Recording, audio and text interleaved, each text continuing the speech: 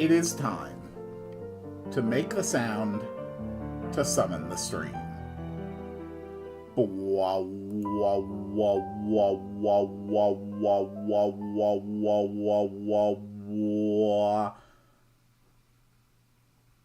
Okay. Greetings, dear viewers. Let's start by putting on a little bit of background music. Greetings, dear viewers, and welcome to the RPG Maker Community Project. If you are new here, we have spent over a year building an RPG in RPG Maker, using suggestions from chatters and commenters, and I'll be honest, it's gone substantially better than I had ever reasonably expected. We have now finished 2 main acts of the game, and we are getting ready to build Act 3, which, at least for the time being, is going to be taking place here on this island. Cole, I see that you are here, and yes, a long-awaited suggestion from you. We are finally going to integrate it. It is time for the heavy metal bash. So this is just going to be a special skill, hits one enemy. I don't use TP in my project, so we're going to use a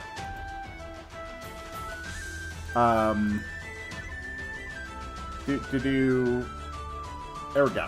We're going to use an MP cost instead of a TP cost, but basically trying to keep everything else true to your original prompt, which means that this is going to be absolutely stupidly powerful. No TP gain. I am going to change this from a certain hit to a physical attack, though, so that at least there is the possibility of it being dodged. And the message, looks like you just have that set up. And we do need more types. So we are going to add the crowbar type to the game. The crowbar type of weapon. It requires a crowbar in order to use. Type 2 pipe.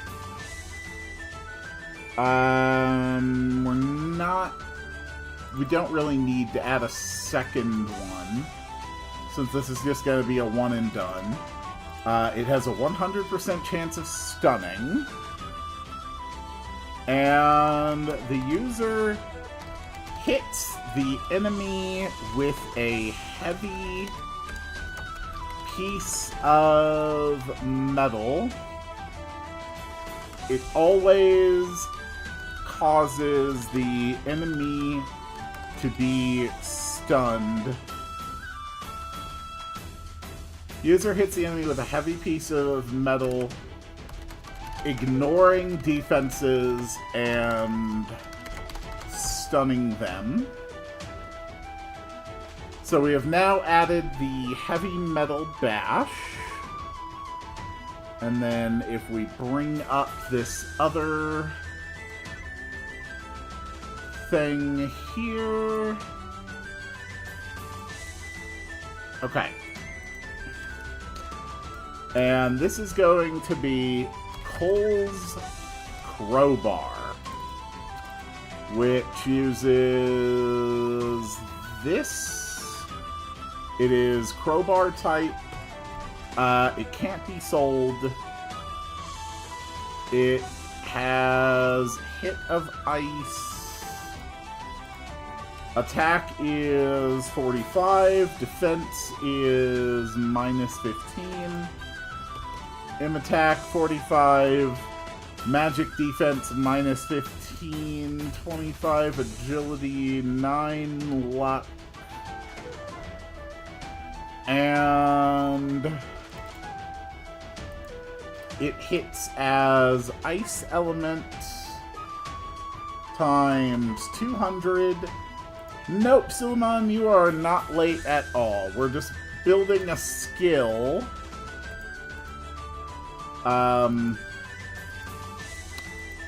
That Cole really wanted added to the game.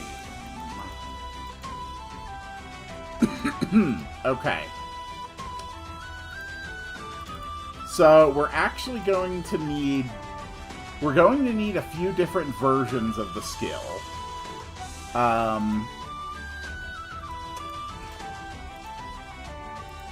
So we're going to have one that is a bottlecraft skill. We are going to have one that is holy arts. We are going to have one that is magic. This one's going to be later for future-proofing purposes.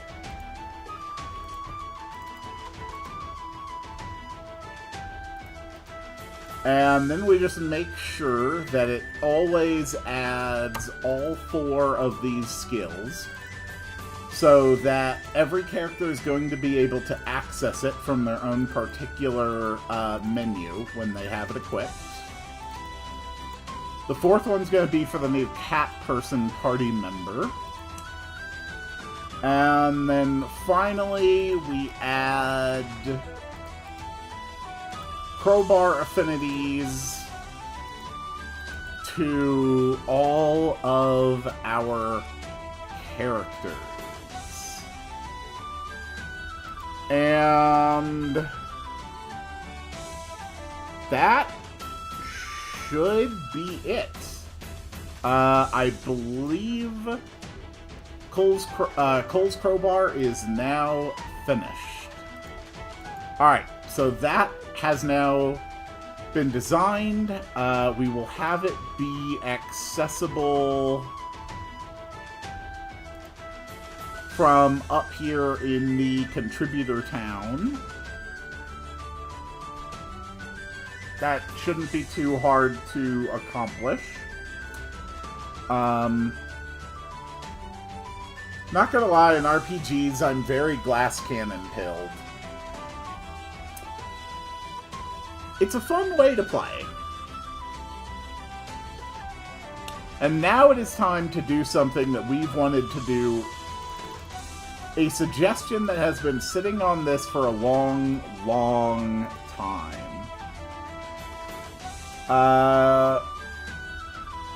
Because there has been a suggestion to do something with the gorilla with a lot of guns, the first boss in the game. Which does now actually have a not great, but at least custom sprite to it. What is the compilation progress? It is impossible to know because I don't know what the end point of the project is. What I know is that we've been working on this for a year and that we have 2 full acts of the game built, and that we are definitely designing a 3rd act now, and that we have some idea of what the end game might look like, so there's probably going to be at least 4 acts to the game. Beyond that, I don't know.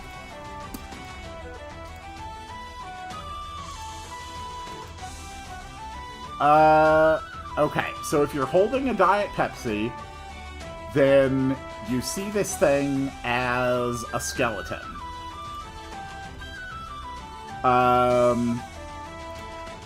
So we need to add some dialogue here.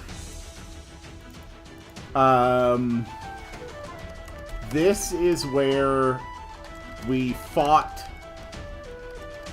that gorilla with a lot of guns that was attacking Timmy. Yeah, it was Timmy. Funny thing, my affinity with crowbars came from that I actually own one. Got it as a birthday present when I turned 9. Oh, that's nice. Okay, this is where we fought that gorilla with a lot of guns that was attacking Timmy.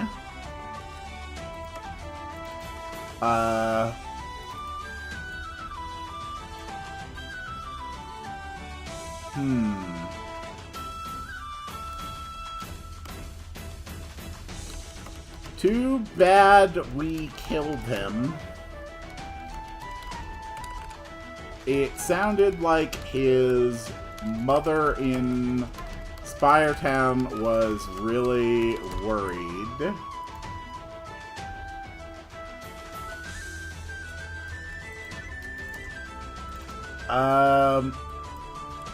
Maybe we could do something about that. And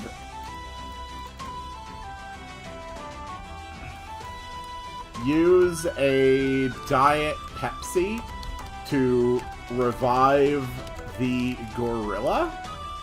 And then prompts yes, no. One more thing I forgot to do. The description of the item. Okay.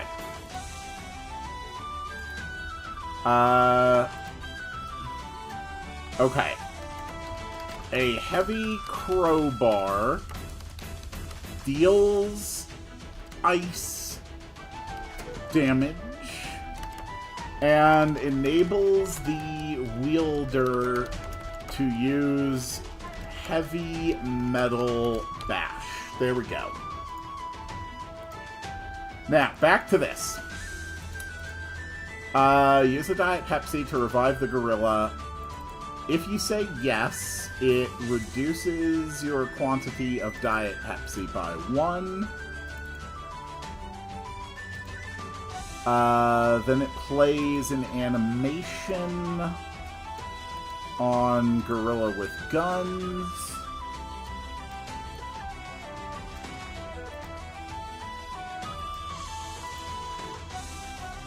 That one. And then it's going to turn on a switch. This is going to be a real weird switch. We're going to put in the first few parts of the Gorilla Quest line today. Because this is something I've been meaning to add and goes all the way back to Act 1.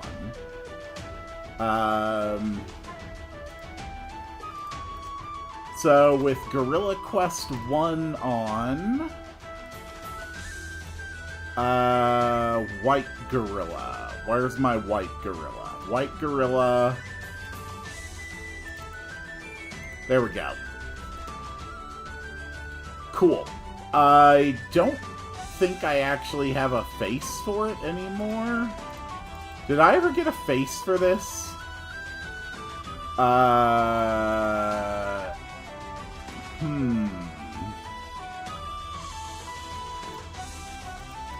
Okay, I don't have a face.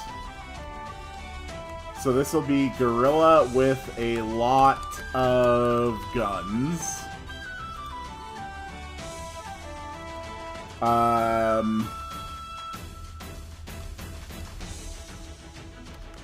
Where am I? What is happening? And then he'll be like, you!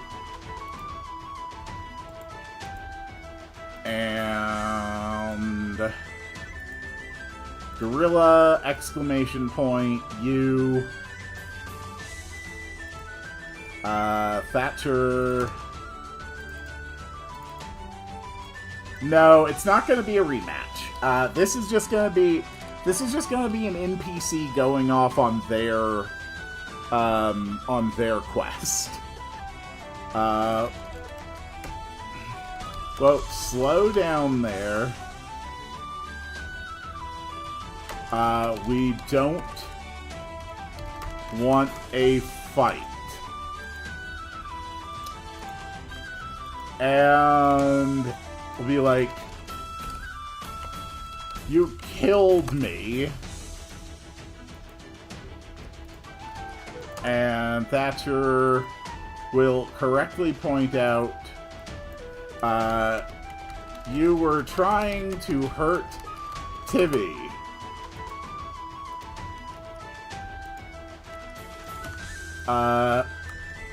No, I wasn't. I was trying to get her out of this pit. But she was really scared of me for some reason. Where's Gorilla with lots of guns without a gorilla with a gun and a lot of gorillas? Truly, this is a question for the philosophers. Oh, God. My voice must sound a little muffled. My mug was sitting directly in front of it.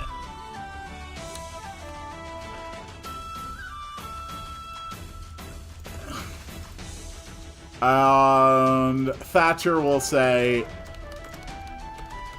it was probably all the guns.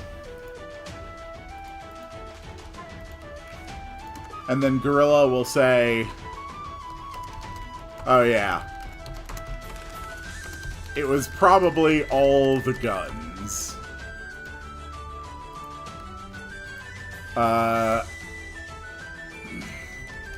You truly were the gorilla with a lot of guns. And now we dig into our Lord of the Rings lore. Gorilla. Yes. That is what they used to call me. Gorilla with a lot of guns.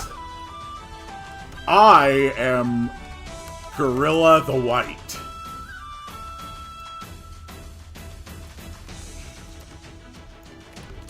And I come back to you now at the turn of the tide.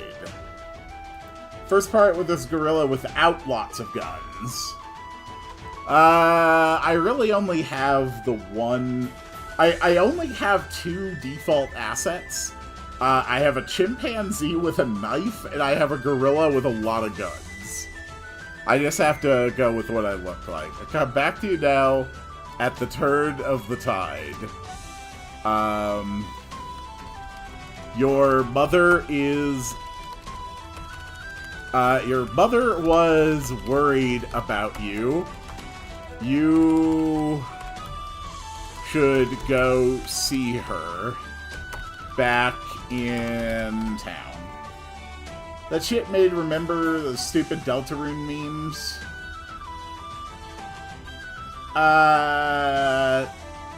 No. I have not actually followed any of the information for the new Deltarune chapters yet. I intend to go into those blind, so I actually haven't seen any of those memes. Your mother was worried about you. You should go and see her. You are right. Thank you for reviving me. Okay, and then we just fade out the screen. We turn on a self switch. We wait like a solid 2 seconds. And then we fade in the screen. And then we add one final page that is completely disabled when the self switch is on. So now we can add the next part of it back in Spire Town, the interaction between the gorilla and its mother. So let's head into Spire Town. Alright, this is going to be Gorilla's mom initial.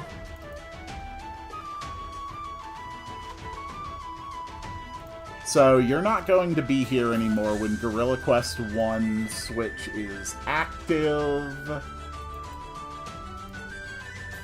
Where's like an empty spot in town where these two can be talking? Right here is fine. Okay. So, Gorilla Quest 2. Which one am I using for your appearance? It was People 3. Okay. People 3. Gorilla Mom 2. Okay. And then we need White Gorilla, who's just standing right here. If Gorilla Quest 1 is on. And then he disappears when Gorilla Quest 2 is on. We actually need to go back into the pit. As soon as he announces his name being different, it changes his name, and now he is Gorilla the White.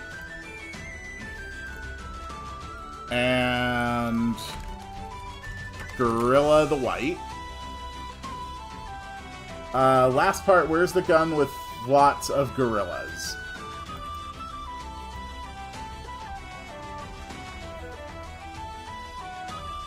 I think I actually like that a lot. I think that would be a really fun bit of Photoshop to put together. Some step in the Gorilla Quest is... Suleiman, I am reading everything that you say. I'm not missing any of it.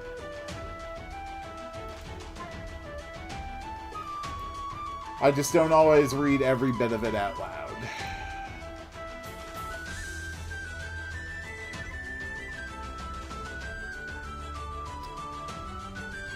But I love the idea of a part of it being the gun with a lot of gorillas. That is hilarious.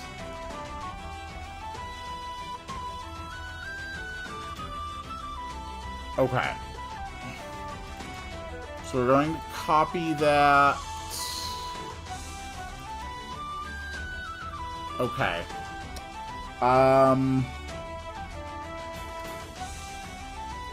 So these two we are going to direction fix. And we're going to have one bit of shared dialogue between them.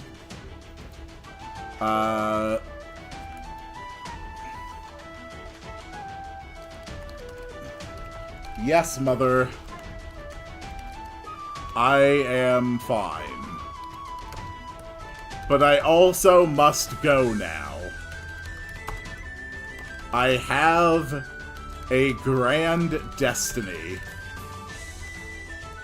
And I know what I must do. Turns out you are a philosopher. Yes, I am a philosopher.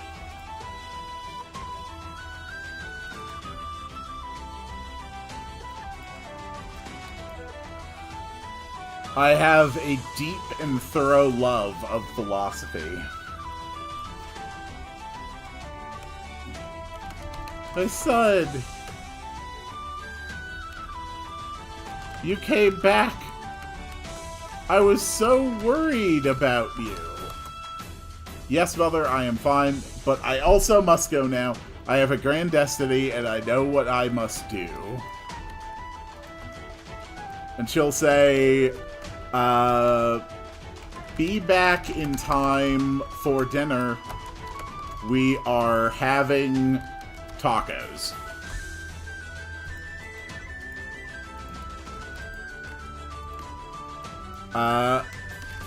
I could never turn down your tacos, Mom. Okay. I will be heading out to the tundra now to hunt a great beast. Okay. And then fade out the screen. Turn on the switch. Give it 120 frames, 2 seconds of waiting, and then fade in the screen. And take all of this and copy it over to this character. 1 sentence is true. 2, first sentence is false. A real philosopher question. Which sentence is false?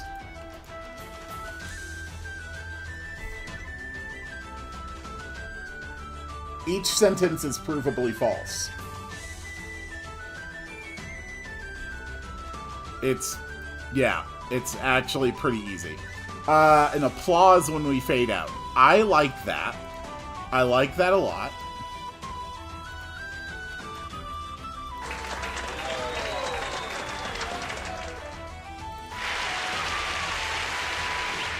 What do you think, with or without the cheers?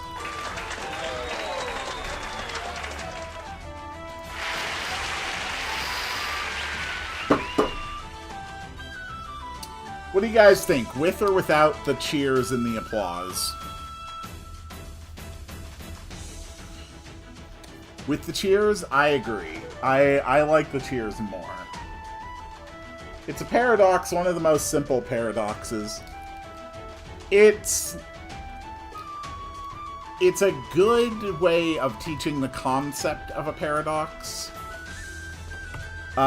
without actually bothering to give like a truly good example of one.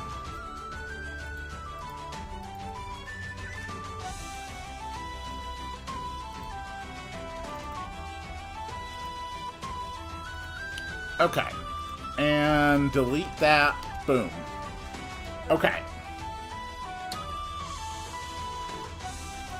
So let's go test these 2 sections that we have just added.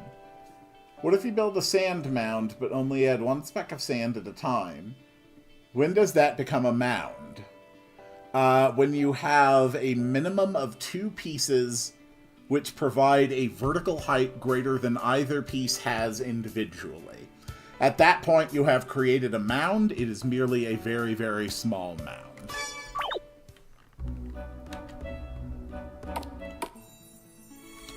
Okay. Whee! Oh. Ah, okay. So, alright, the top half of this is, the top half of this is not,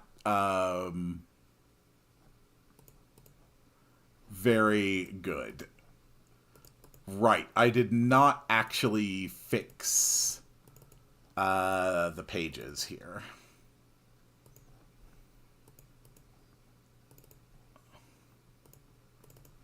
There we go, that's better. Alright, let's try again.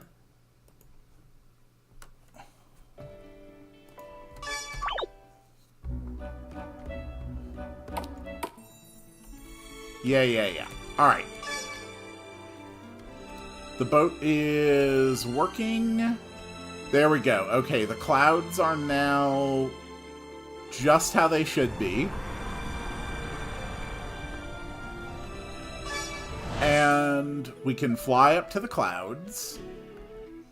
And this is going to be Contributor Town. This is where we are going to have NPCs representing all of the people who have contributed to this project. And we will just keep adding more and more to it as time passes. Alright, and now... okay, so we need to set those as above the player. That's an easy fix.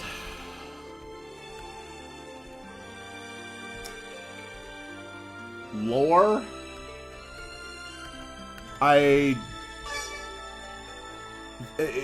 For all intents and purposes, that area is basically just loreless. I'm not even going to bother I'm not even going to bother trying to integrate it into the game world narratively. It's just going to be a fun extra.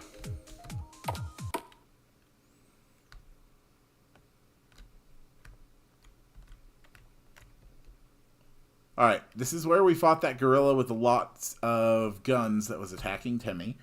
Too bad we killed him. Sounds like his mother in Spiretown was really worried.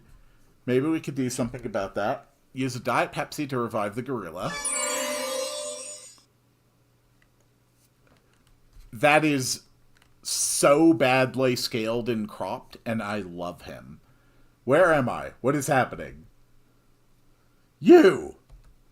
Oh, slow down there. We don't want to fight. You killed me! You were trying to hurt Timmy. No, I wasn't. I was trying to get her out of this pit, but she was really scared of me for some reason. It was probably all the guns. Oh, yeah, it was probably all the guns. You truly were the gorilla with a lot of guns. Gorilla. Yes, that is what they used to call me. Gorilla with a lot of guns. It should say, now I am Gorilla the White. And I come back to you now at the turn of the tide. Your mother was worried about you. You should go see her back in town. You're right. Thank you for reviving me. There we go.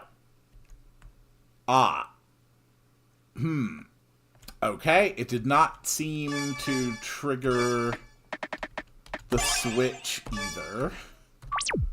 Let's drop our debug save. So this needs to be above the characters so that you don't sail on top of it. Back in the pit.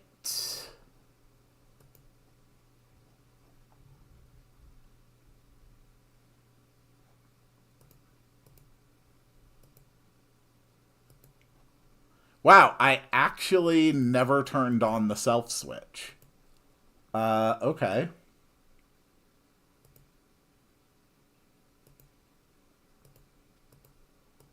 I can't believe I forgot that.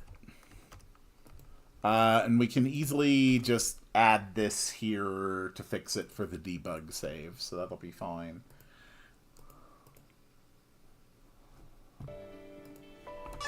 Okay. Boom. Alright, fixed it. We have the cheering now. Okay. So this needs to have its priority reduced.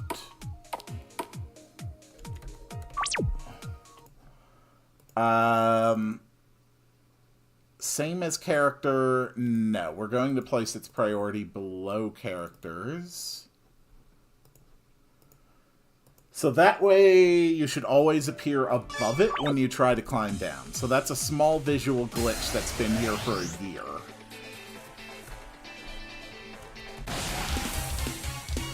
And of course we insta-win. Oh.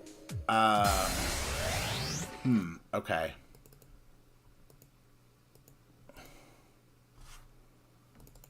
Can we change this thing's priority?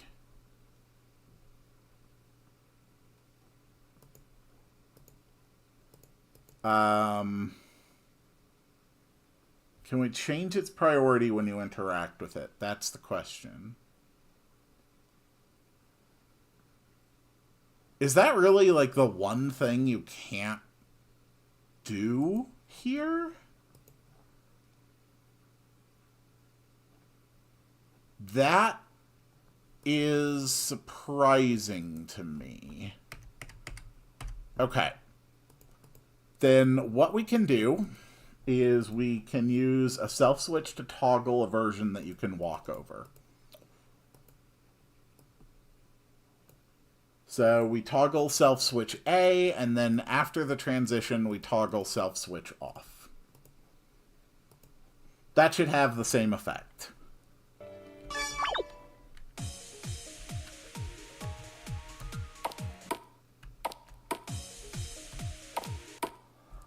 Look at that. That is beautiful. All right.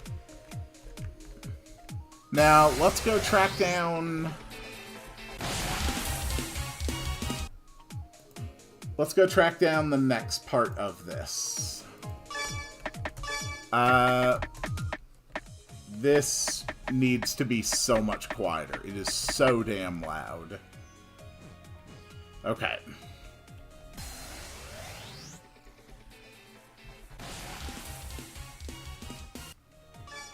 I might be able to bump that up to 40. Let's see how that looks in the audio mix.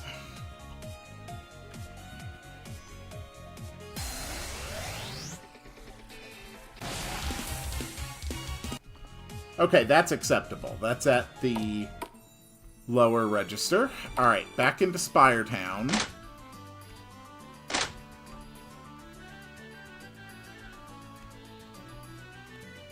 Okay.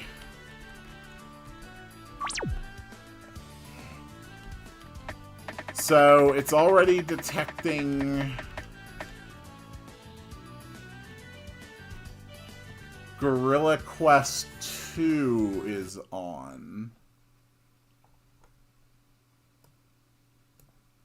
Why is Gorilla Test 2 on? Because I copy-pasted this switch and I didn't adjust it properly. That's why. Okay, that makes sense.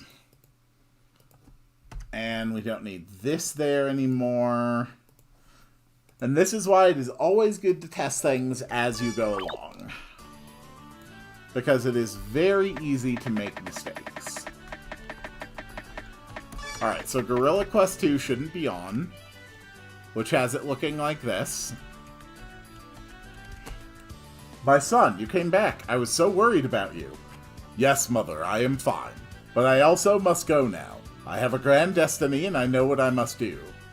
Be back in time for dinner. We are having tacos. I could never turn down your tacos, Mom. I will be heading out to the tundra now to hunt a great beast.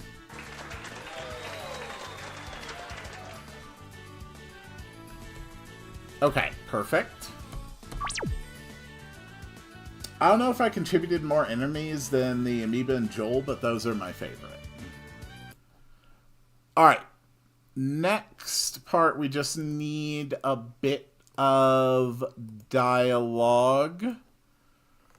I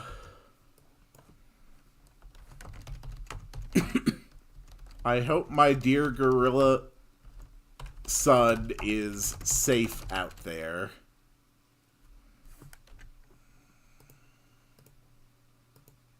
How does a human give birth to a gorilla? How does that work? He's adopted.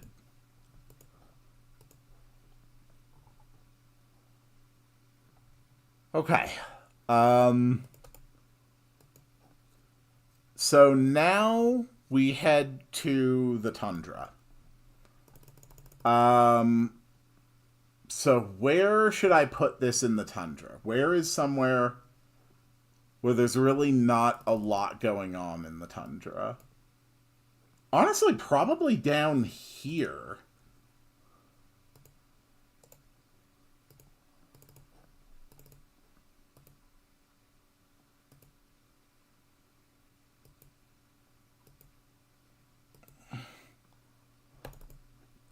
Okay. So you turn up when Gorilla Quest 2 is on, and you disappear when Gorilla Quest 3 is on, and while we're in here, we'll add Gorilla Quest 4 as well. So for this one, there's going to be a big scary monster here.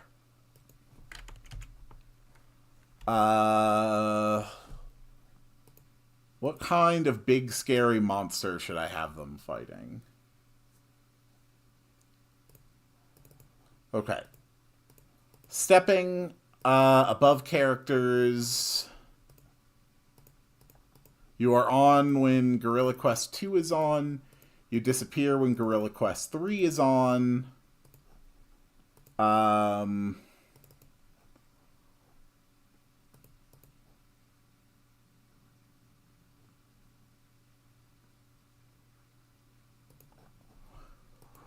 Right. Hold on, hold on, hold on.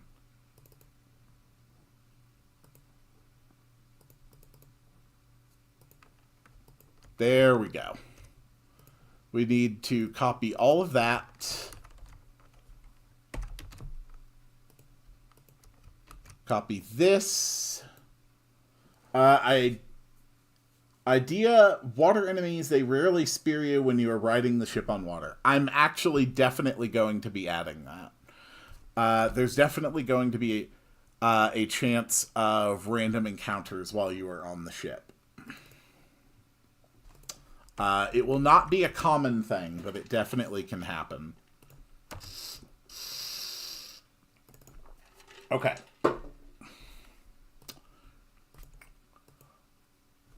So Gorilla will be like, stand back, adventurers. This powerful deity means to do harm to the world. I must stop them. I just need one more. Oh no! I've run out of candied crystals. How am I supposed to beat it now? Okay. And then we will have a conditional, assuming that the player is holding any candied crystals.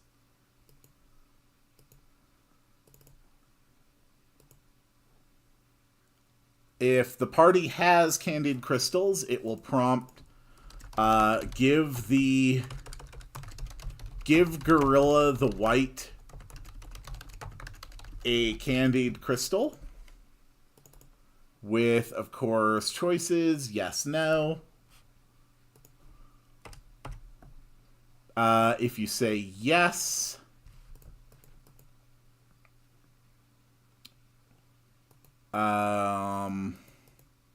reduce user supply of candied crystals by 1. Change the movement for event 40. Direction fix off, turn toward player.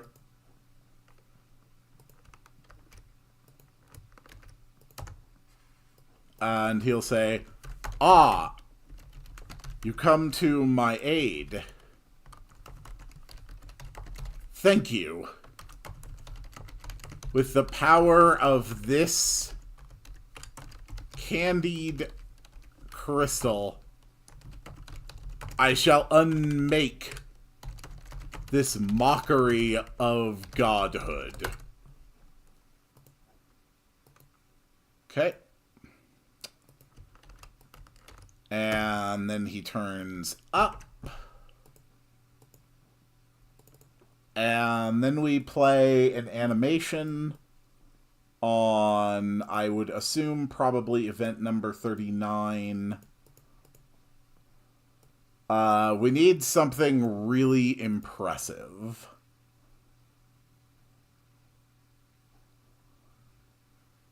Yeah, that's pretty impressive. Water enemy idea. A fish that's unreasonably large. Its bestiary says it's just a baby, and it oddly looks like the island. That's a pretty good idea, actually. Giant fish enemy, roughly shaped like the continent. I could just take a screenshot of the map and basically turn that into it. Yes, Suleiman, I still remember the entire continent is the corpse of a giant fish. So it does that. And then the movement route, event 39, goes transparent. I'm assuming this is event 39? No, that's actually event 41. Okay. So that needs to be event 41. And this needs to be event 41. And this needs to be event 41. I got an enemy idea too. A watered-down Pepsi slime that is suited to live in the ocean. Okay.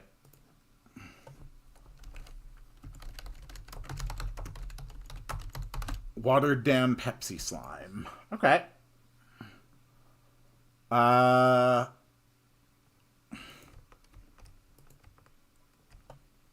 Okay. This is fine. No, this one is still supposed to be event 40.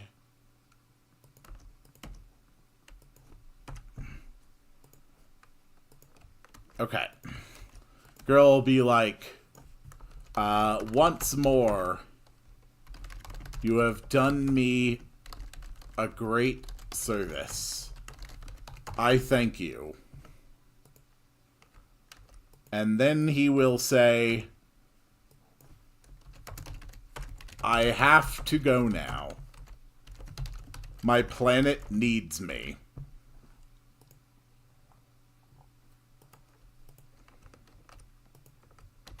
There. And then that turns on Gorilla Quest 3.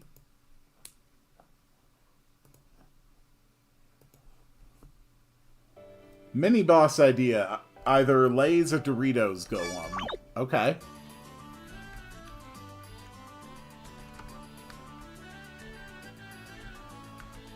This will be easy if I just teleport to chill. But I want to do one round of Spire Flight, just because I am so goddamn proud of this game that I built. Oh my god, making this work was so hard.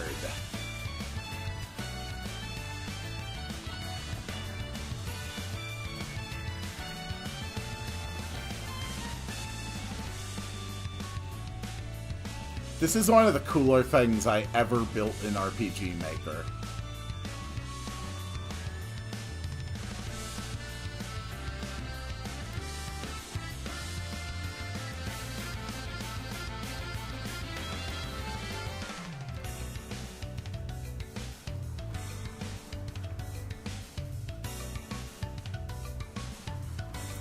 I'll bet I could probably simplify and improve it a lot. But to be frank, I am terrified of ever looking into how this thing works again for fear of breaking it. I do not believe I left myself notes extensive enough to actually know how the hell this thing functions.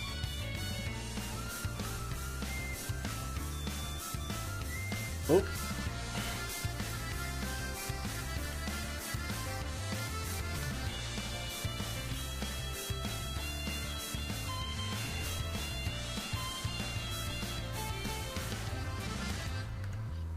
If I could write music, I'd 100% make music for this.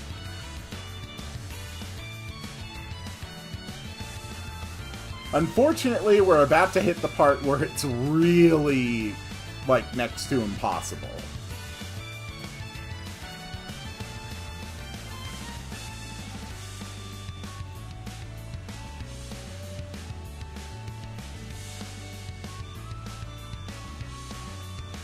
Yeah!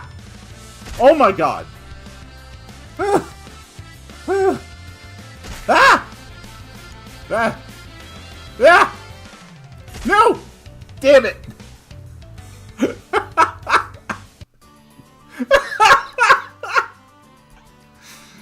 Oh my god! Oh, it's such a fun creation. Alright.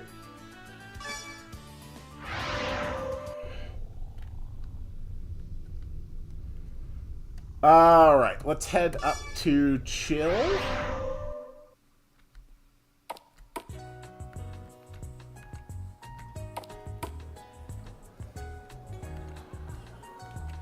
Oh, it's been a while since I was in this town.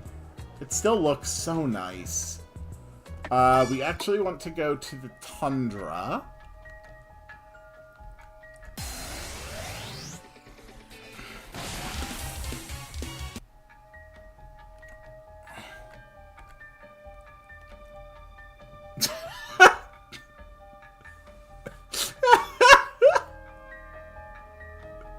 One of these things does not quite look like the other. Oh, man. Okay. Oh, that's great. Alright, it's just above me. That's fine. Stand back, adventurers. This powerful deity means to do harm to the world. I must stop them. I just need one more... Oh no. I've run out of candied crystals. How am I supposed to beat it now? Give Gorilla the White a candied crystal. Yes. Ah, you come to my aid. Thank you. With the power of this candied crystal, I shall unmake this mockery of godhood.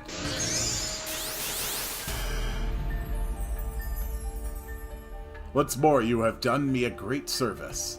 I thank you. I have to go now. My planet needs me.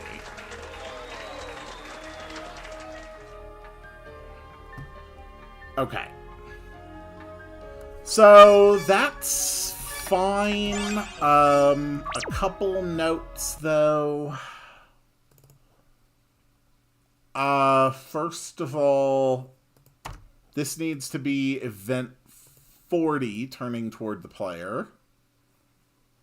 And light 3 is too hard to see.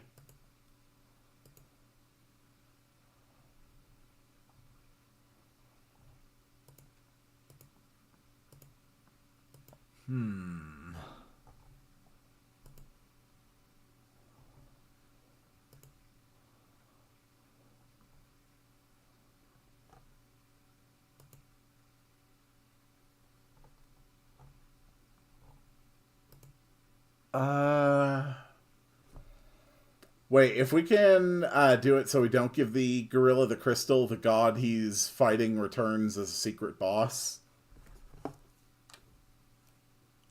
We can just have it be a secret boss anyway. There's no reason to worry about having to complicate it more.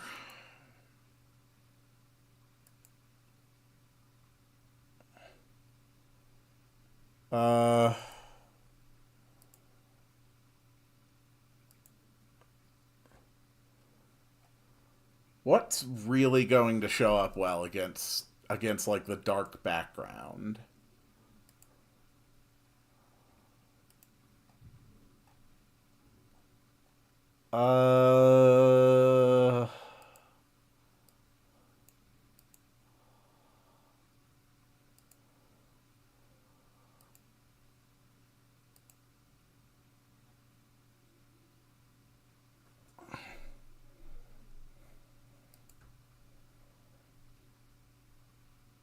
We'll just go with darkness. That's fine.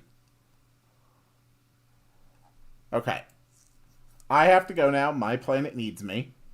And then we are basically going to take this whole concept, and we're going to have another instance of this down in the Graveyard Gardens, where he's going to be fighting against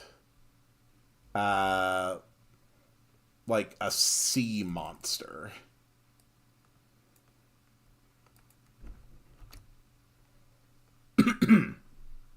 Okay. So we're going to put a thing here.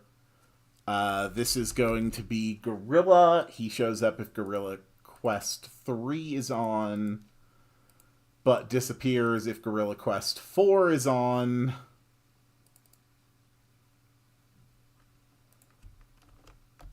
And we're going to copy all of that and put it here instead.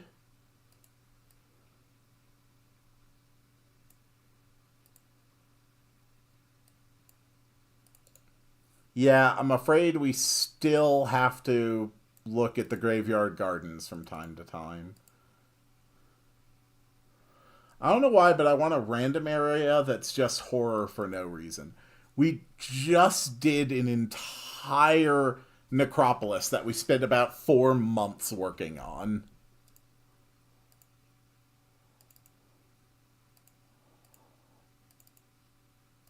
Okay, and this is going to be Gorilla's Quarry.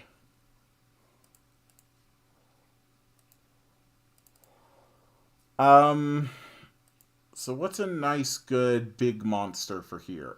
I like that one.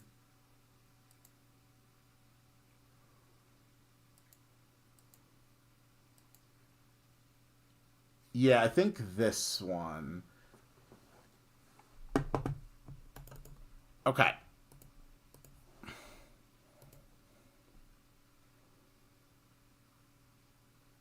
Yeah, I think that's fine. So this one needs you to bring them monster bait. So I think the monster bait, either tasty amulet or monster bait. Let's see. Tasty amulet recovers 3% of the wearer's health each turn. You know what? Let's make it a tasty amulet. This is something you actually have to learn how to craft. It's the only way to get it.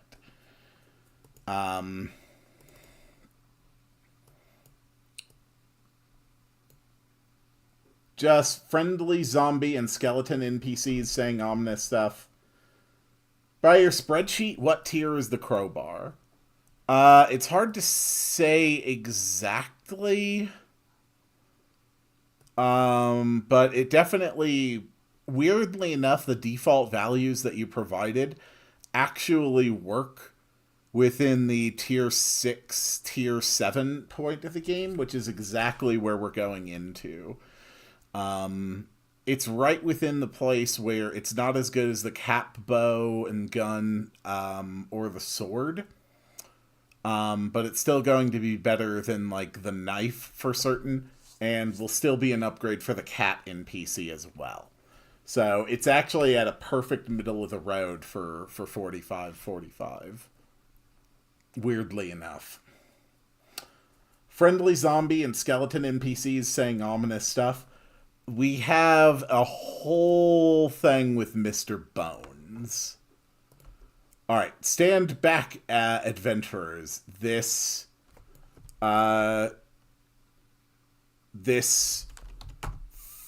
foul creature is the source of the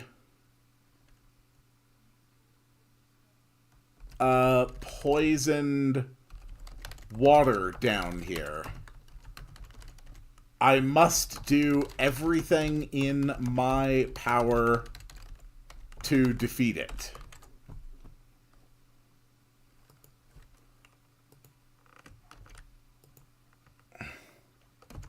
Okay. If the player has a tasty amulet,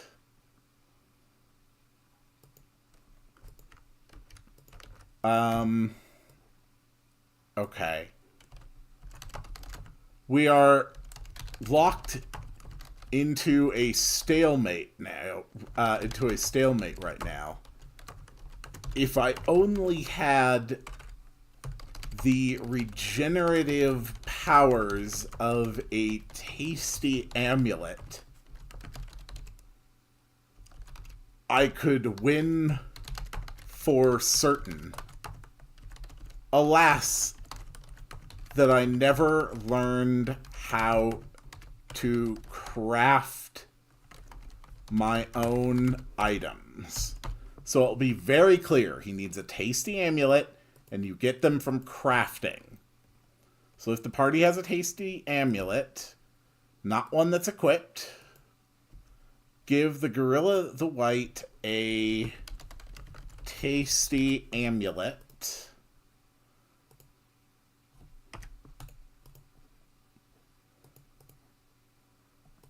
Change armor. Tasty amulet. Remove. Nope. Remove. Decrease by 1. Excellent. Now I shall be able to survive this beast's onslaughts better than it can survive mine. Okay. And then we're going to have a back and forth. So there will be an animation on the gorilla's quarry for a claw attack, which is going to be followed by a hit on the gorilla for a water attack.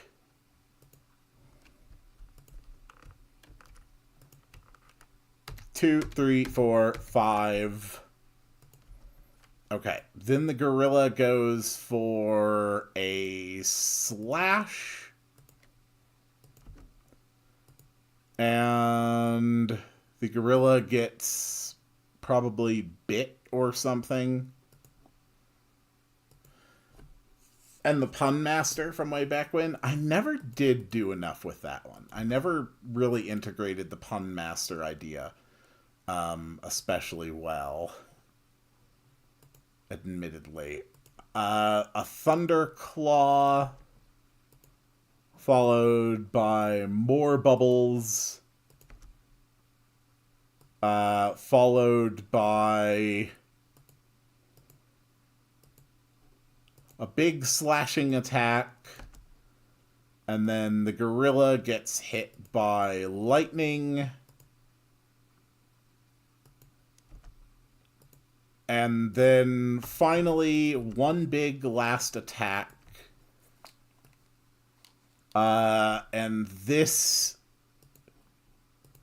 is where we will go with this. Say, time to end this. Once more, you've done me a great service. I thank you. I have to go now. My planet needs me. Yep, he says it again. He disappears. Gorilla Quest 4 is turned on. And then when Gorilla Quest 4 is on, this deactivates. And we should have this. Okay, perfect.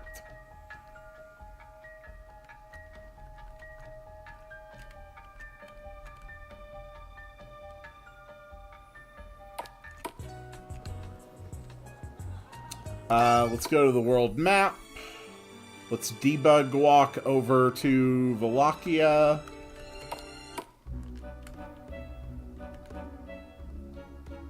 And this can get me down pretty quick.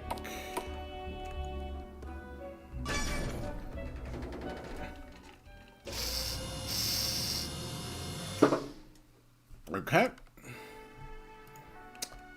Hopefully the gorilla is working. Okay. Good. All the zombies did... all the zombies did leave the barracks like they were supposed to. Good. Does this look as stupid as I hoped it would? Stand back, adventurers. This foul creature is the source of the poisoned water down here. I must do everything in my power to defeat it. We are locked into a stalemate right now. If I only had the regenerative powers of a tasty amulet, I could win for certain. Alas, that I never learned how to craft my own items.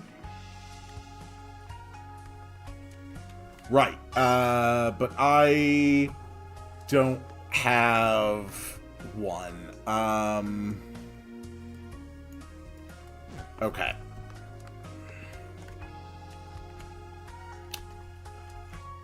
Will there be other crowbars or just mine? Just yours. I have no plans at this point to make that a regular thing.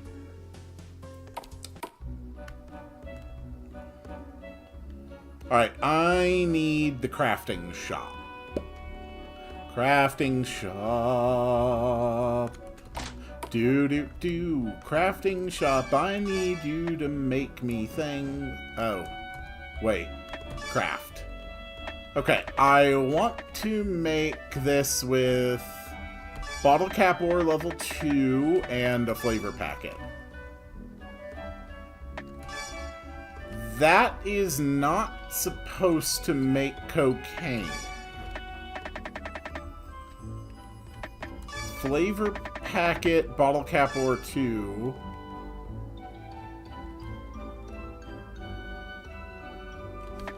Hold on.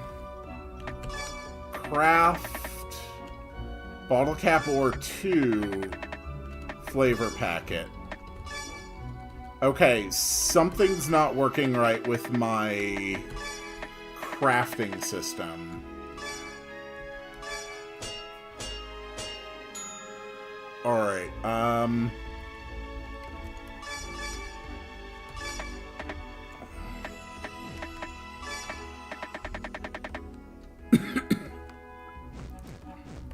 okay, I really don't like that there seems to be a bug inside of my crafting system.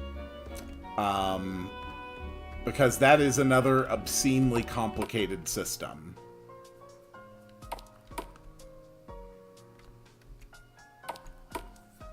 So I'm going to have to find that bug. Okay. Give Gorilla the White a tasty amulet. Yes.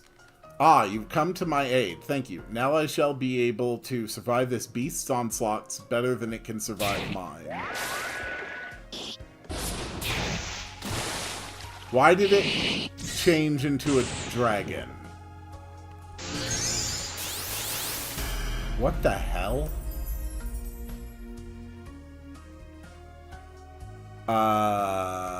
Okay. Okay, there is so much that needs to be fixed here.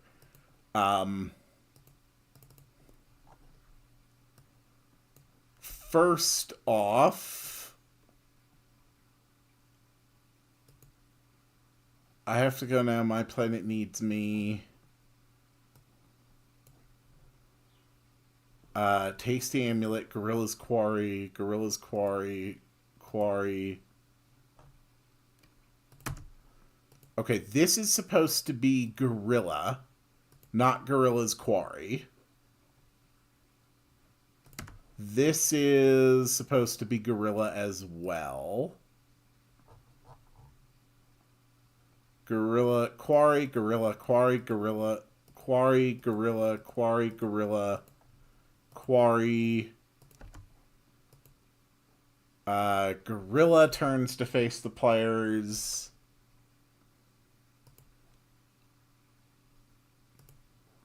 Okay.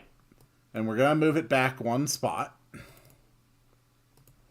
And we are going to put an identical thing here. And I remembered we did not actually fix this. And I come back to you now at the turn of the tide. That is what they used to call me, girl with a lot of guns. I'll say I am now Gorilla the White. It's not quite one-to-one to the source material, but neither is the fact that he's a gorilla. So, don't really think it's something I need to worry about. Now I have to track down the problem in my crafting system. Okay. So it's going to be here with bottle cap or 2.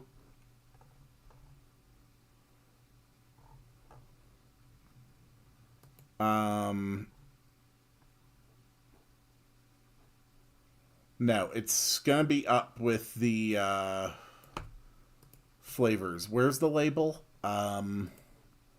Flavor packets is ID 81. Okay. We need to find the label 81.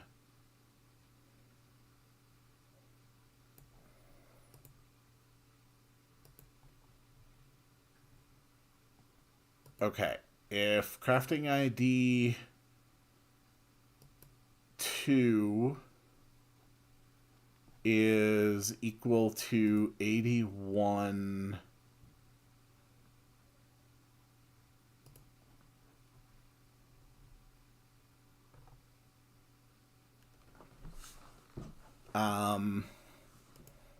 Cocaine should just be 2 flavor packets.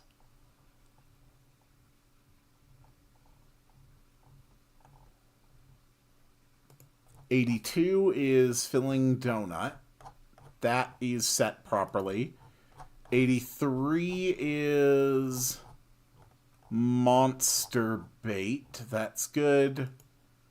ID 90 is Beast Hide 1.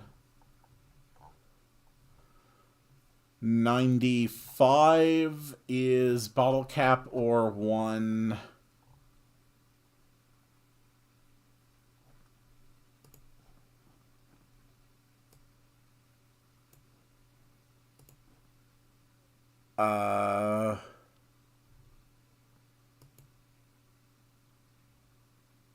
Okay, so what? Why did this not work unless it's done in a specific way?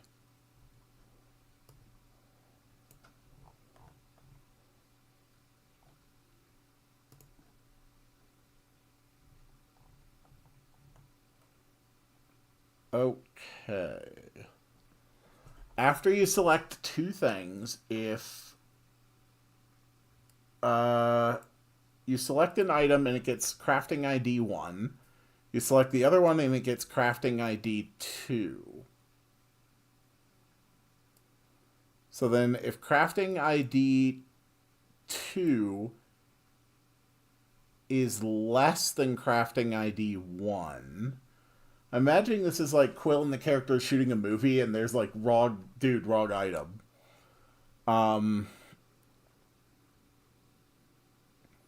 If crafting ID 2 is less than crafting ID 1.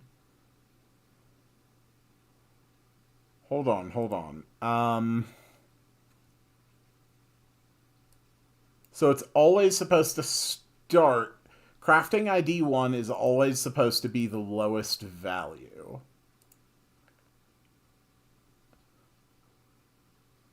So if crafting ID 1 is greater, then it's swapping them.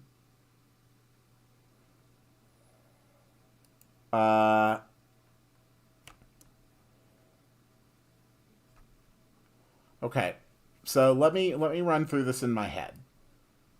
So the first one I selected ID 96, and then I selected ID 81. So 96 is not lower than 81. So it didn't run any of this.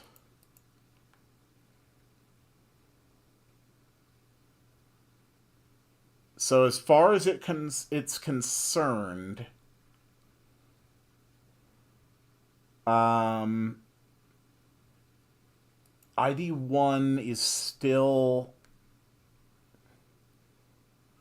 81.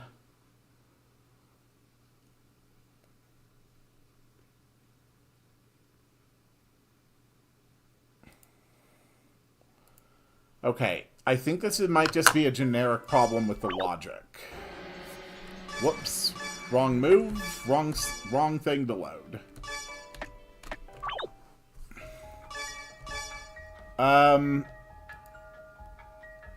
Okay, it's 236. Debug code 236.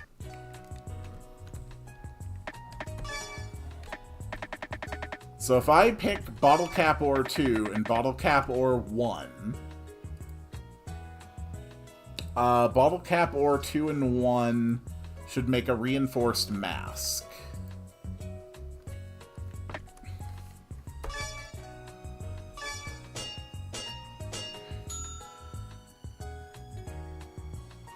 Instead, it made double-layered cap mail, which is ID 95.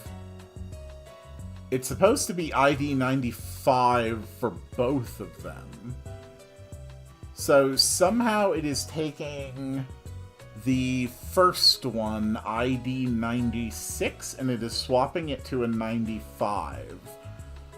So that seems to be happening anytime I choose a higher numbered first. So let's try a Necrid Heart with bubbling water, which again replicates and attempts to craft Steam Bomb, which is 2 ID 80s, instead of trying to create blood soda. So it's only working when the first number selected was lower.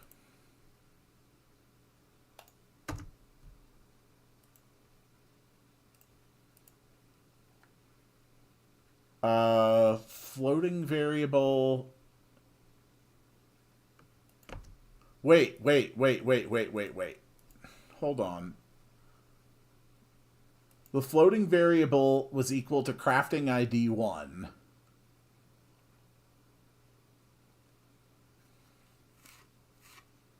These are wrong. One of these is supposed to be copying from the floating variable.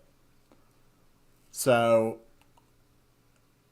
2 is supposed to become the floating variable.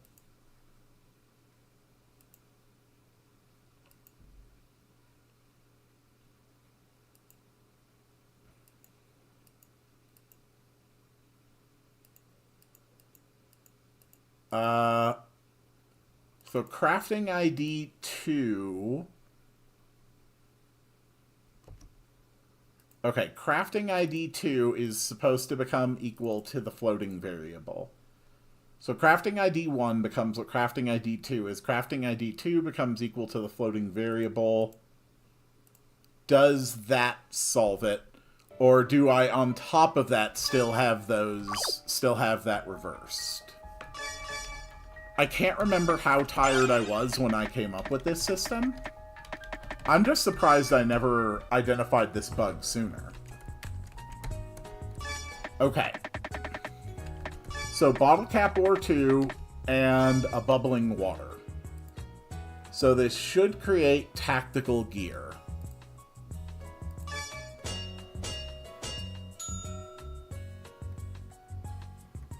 It did create tactical gear.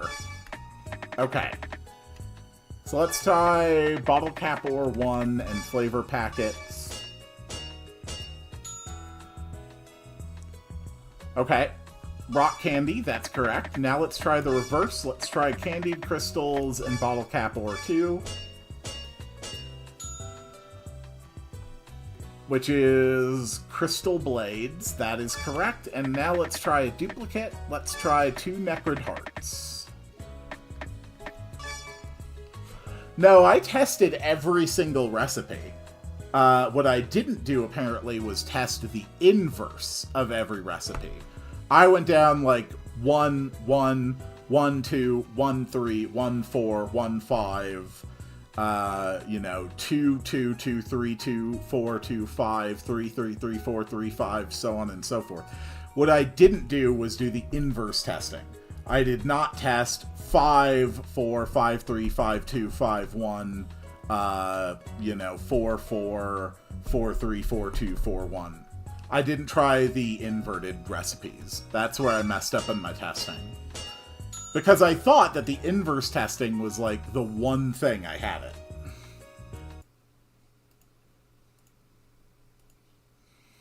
Okay, so that has been fixed. A major bug in the game's crafting system has been identified and corrected thanks to this stupid bullshit about Gorilla the White. So now let's go and look at it again.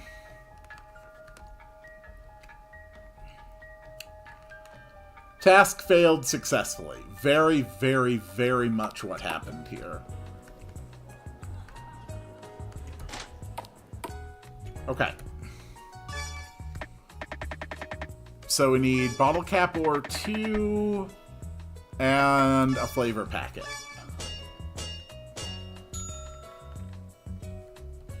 Alright, there's the tasty amulet. Now we need to Pepsi port there. I think I need to add another system here. Like the one I did with the vine. Because otherwise, you're just walking on top of these things. And I feel like you really shouldn't be walking on top of these things.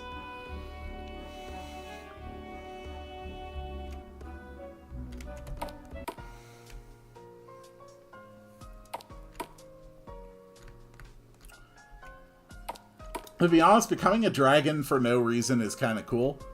Rhea was born a dragon. Okay. That looks pretty damn good. Tasty amulet. Okay. Here's their fight.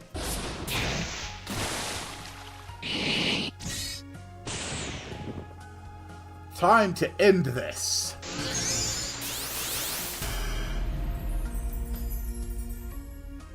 Once more, you've done a great service. I thank you. I have to go now. My planet needs me. Okay, so the only thing I didn't do was... the only thing I have to fix is to make sure that I turn the correct event transparent. So that's good. That basically takes care of the very last thing in Act 2. Well, I'm gonna, like, adjust some NPC dialogue. But that's it. Everything is functional. Okay. I feel pretty damn good about that.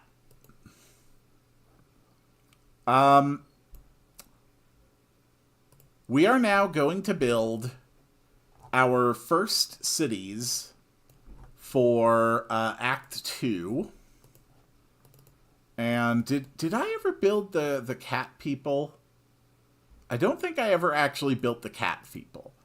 I built the bat folk, who are going to be the ones that the cat people in the jungle are fighting, but I didn't think I ever actually built the cat people. So we are going to be building, at the very least, the exterior of our next town. But first things first, I'm going to take couple minutes here. I'm going to run to the restroom. I will be right back.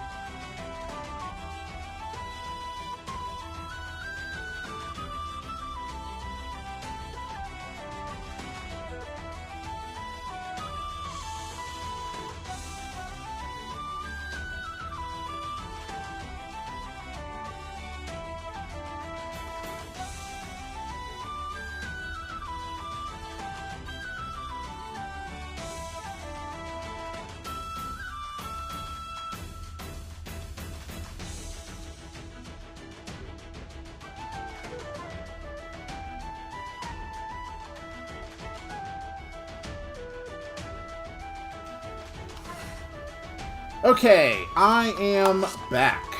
So, let's start building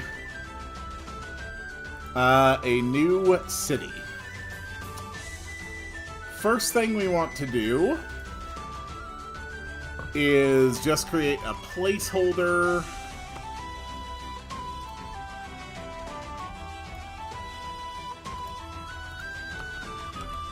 Just like that.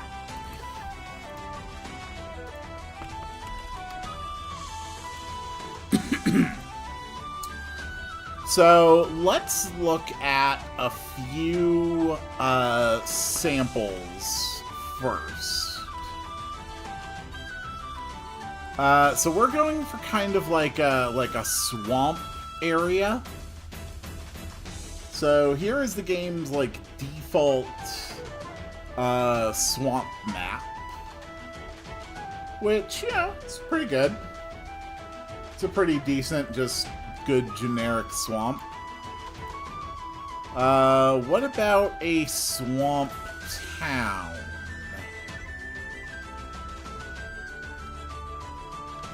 Do we have a swamp town?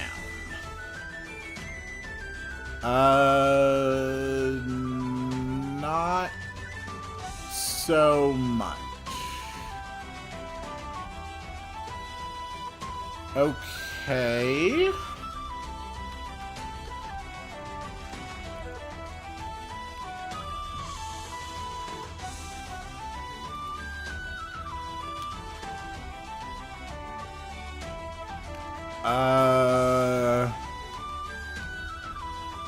And then here we just get into the more modern maps.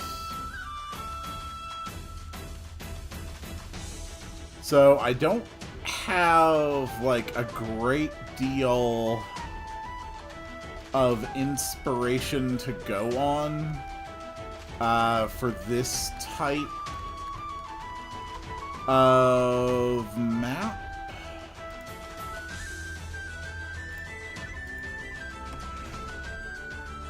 So let's think.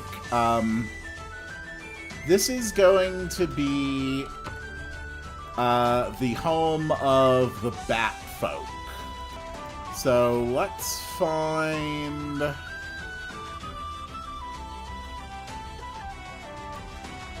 some good sounds for it.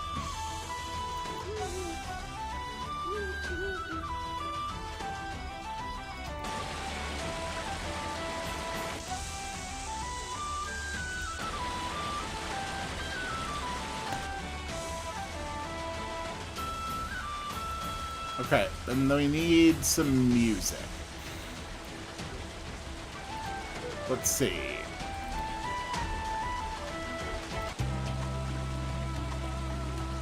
No, not this.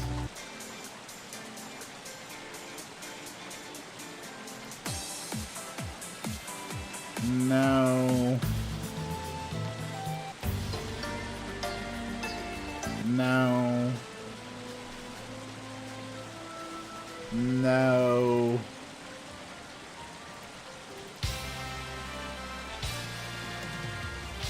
Nah.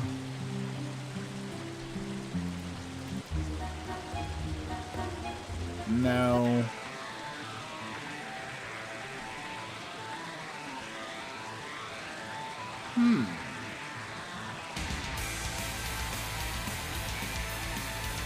Nah. No.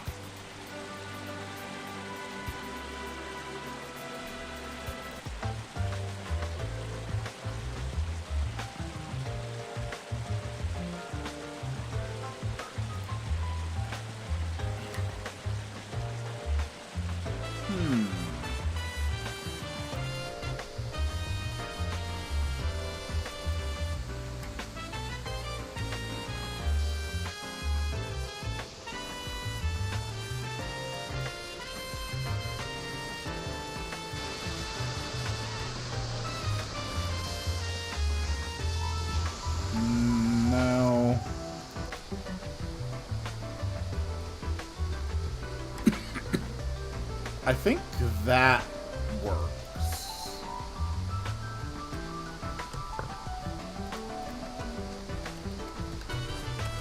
So this is going to be the Bat Folk Village. So one of the big things I want to try for this is I want to try and have minimal interiors. Like, I want to do this the way that some old games did, where you walk into a building and then like the ceiling disappears and you can just see inside of it. Now, I'm not really entirely sure how to do that effectively. But I'll give you an example of what I mean.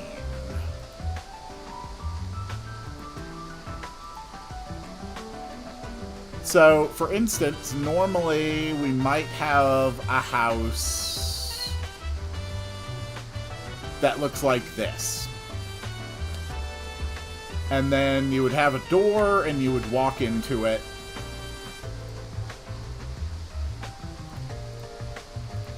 And then it would change to a different map and you would be inside. So what I want to do instead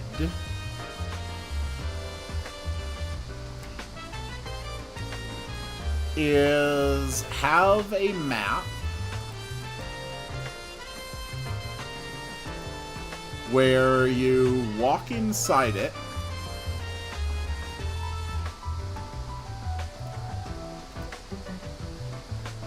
and then you're basically just inside an interior. And then the ceiling would just disappear. So, I've never actually built a system like this in any of my projects, though I have seen it used before.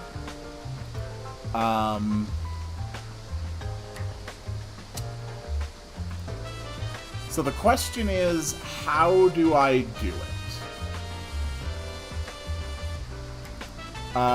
One of possibly the more reliable ways to do it would be to have a bunch of event tiles that would serve as the interior roof. And then basically when you would step here, it would toggle all of these event tiles off and you'd see what's underneath them. And then when you stepped out, it would toggle all of these tiles back on. There are a few problems with doing it that way, and one of the big ones is I don't know how well all of the event tiles will mesh. Since they're not subject to the auto tiling that the map builder gives, so they might not all quite fit together. The other way I could potentially do it, which is a bit more complicated, and by a bit I mean I don't know how it would work,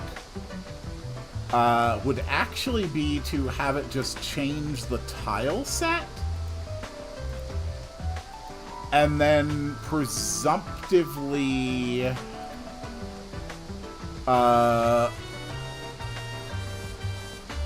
I could just have a tile set where somehow it, like, disappears, I guess? I think event tiling is probably the better way to go about this.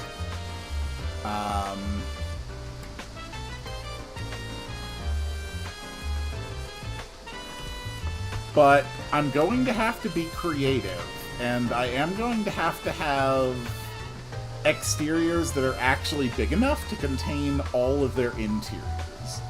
So the houses are going to be a lot more claustrophobic. They're going to be a lot smaller.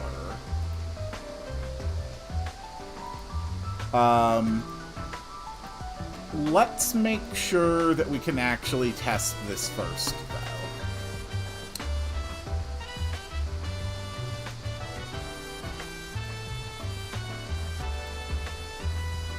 First off, we're going to need a save point. Okay.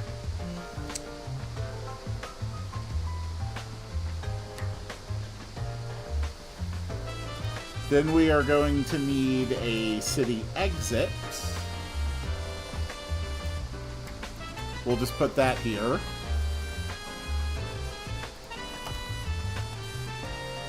And it'll take the player here, facing the left.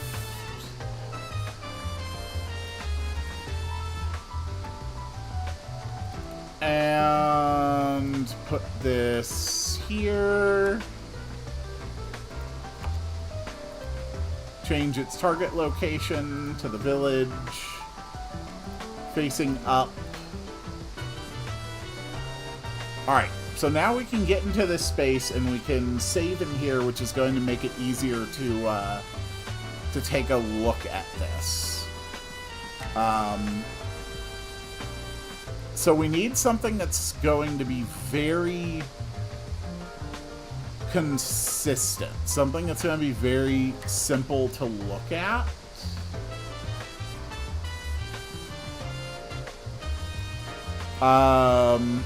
I need to be able to make a roof out of it.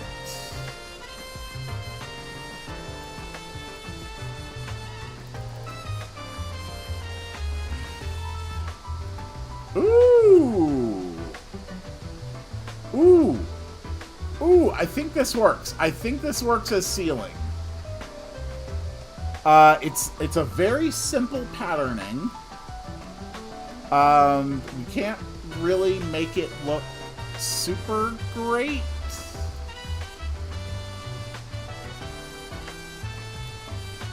When's the next gotcha update? Couple weeks, probably.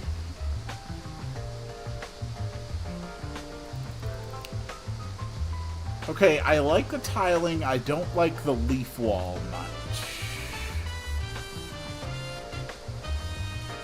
What about mossy stone? Ooh, what about bigger mossy? Yeah, okay, bigger mossy stone. There we go. Okay. Alright, that works. So I think that for the sake of making this possible, we should shoot for at least a 5x5 area for every interior map.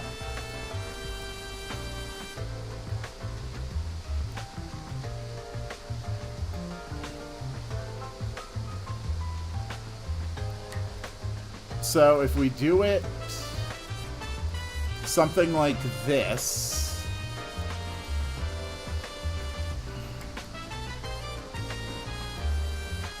okay.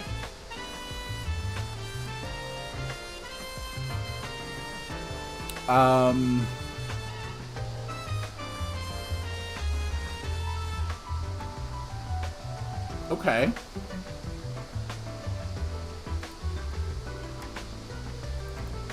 So, if you step here... I just had a dumb idea for dialogue. Why do we exist? Natural selection. Not bad. Alright, so when you step here, it will turn on the switch Batfolk Interior 1. And then when you step here, it will turn off Batfolk Interior 1.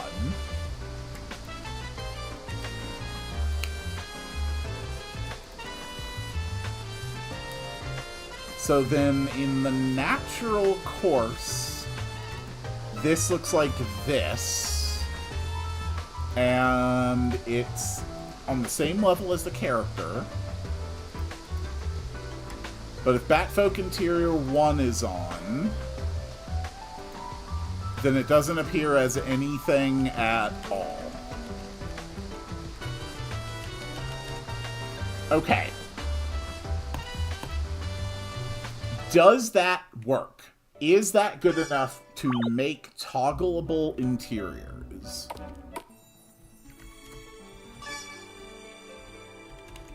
Let's find out.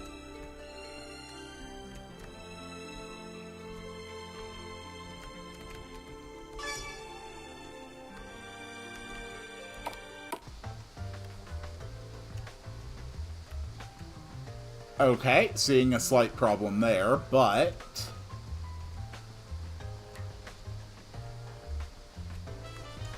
look at that. Okay.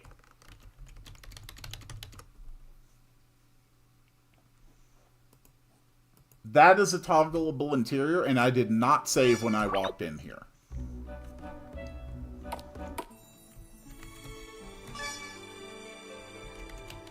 I think the glowing spots for the boats works pretty well.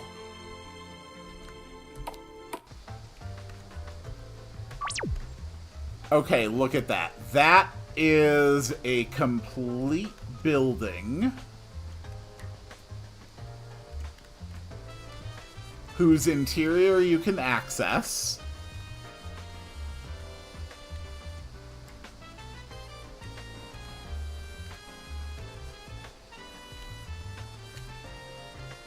Okay.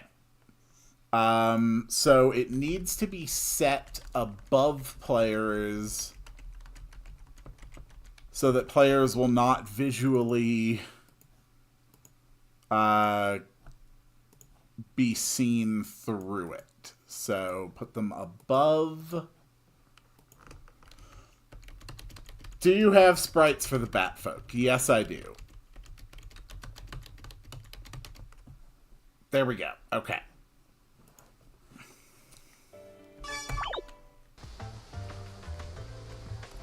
Look at that.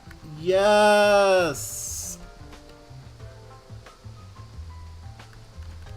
Okay, we have toggleable interiors.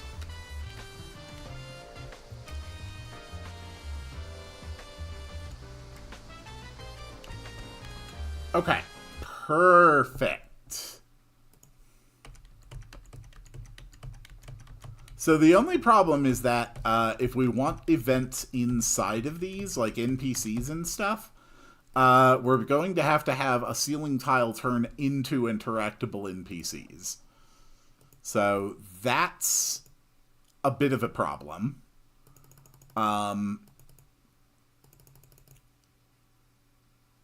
So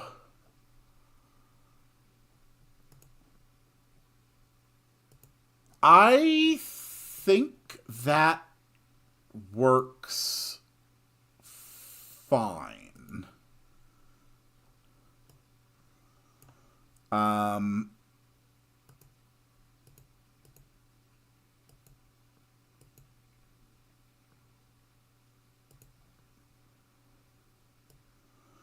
So we're going to have a big building here.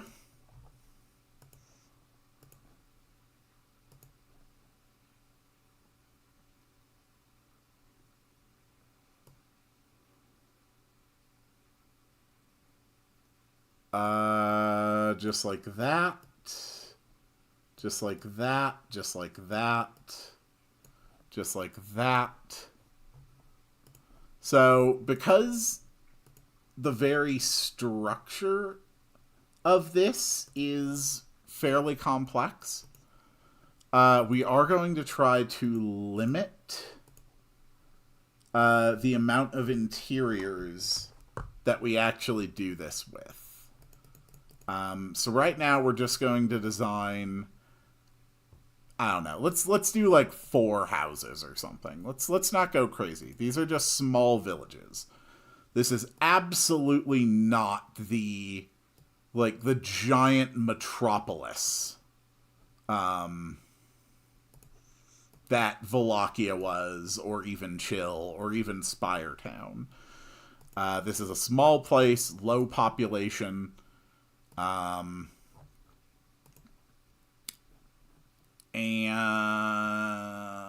put that here. There we go.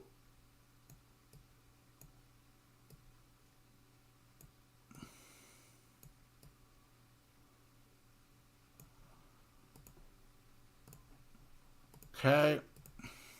There we go. That's the next building.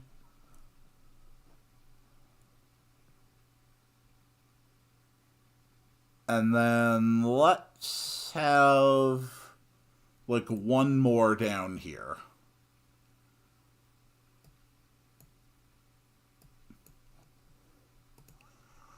We're not going to go overboard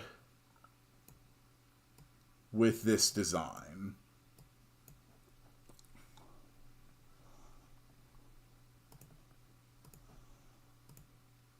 Okay, there we go. This is going to be all the buildings in the Batfolk village. I think that's fine. So now I need to design the rest of the terrain around them. So how do I want to do this?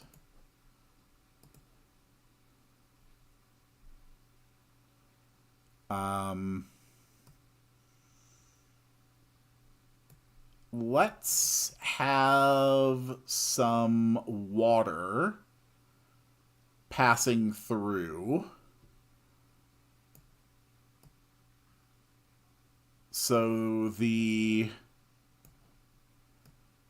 we go. We can sort of sell this as like a river village.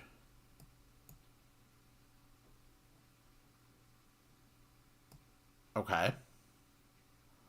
Just like that. And now the interiors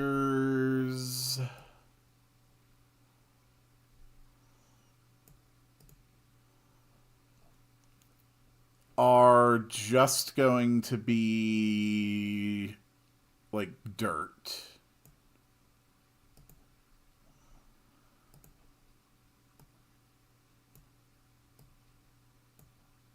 Doesn't need to be fancy. Okay.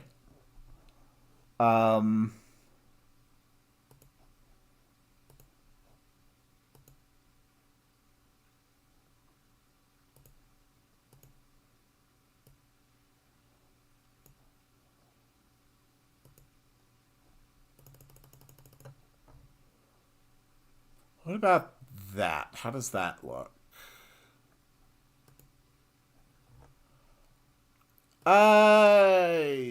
Yeah, I think that's fine.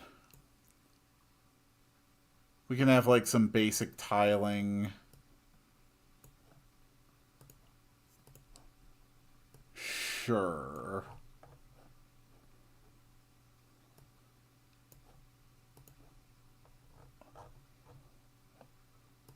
Okay.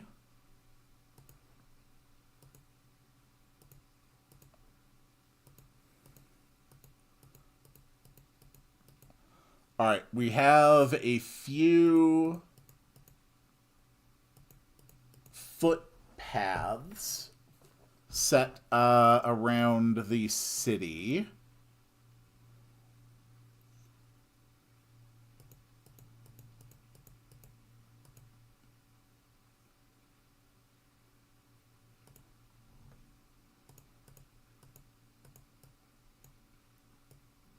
just like that.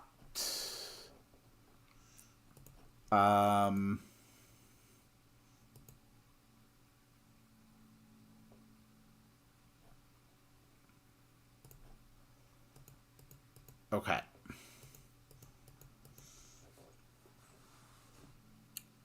Imagining an NPC saying, "Get out of my house." Yeah, NPCs don't have that right. They don't have the right to avoid home invasion. That's just good logic. Now we need a couple,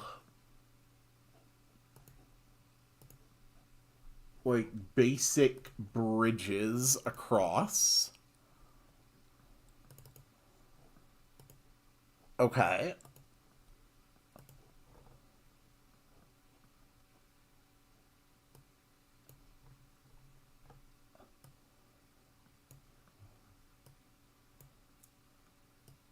Well, HMB is actually nerfed. The original one in my game had a 9 multiplier, not a 9 multiplier, but a 12. Okay.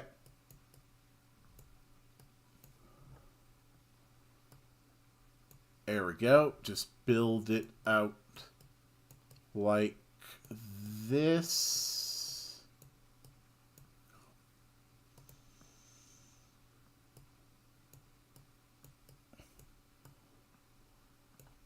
Okay. Outline every building.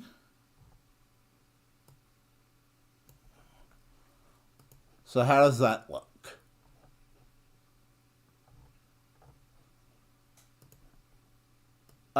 That looks pretty good, actually.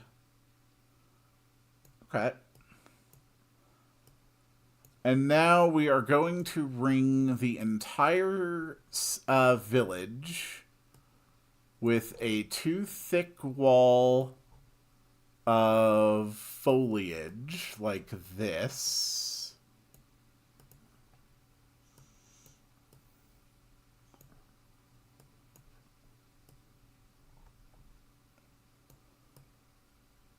Okay.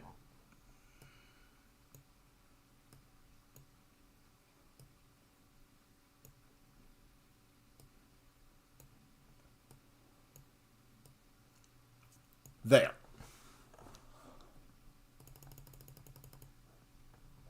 Okay, the next thing we need to do is shift this entire thing.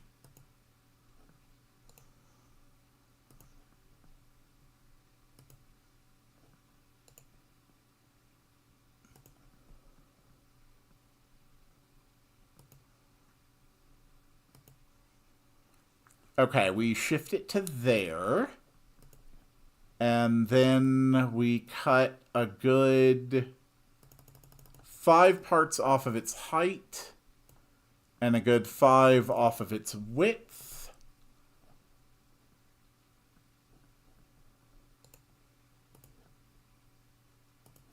Add 1 more back to the width.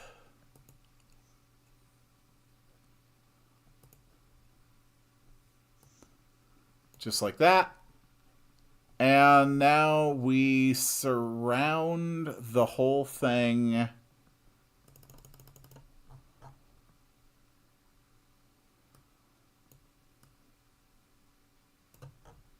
in vine walls.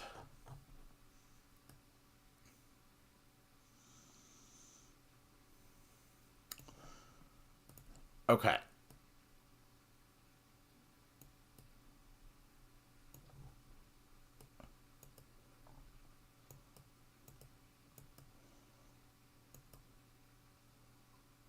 Okay.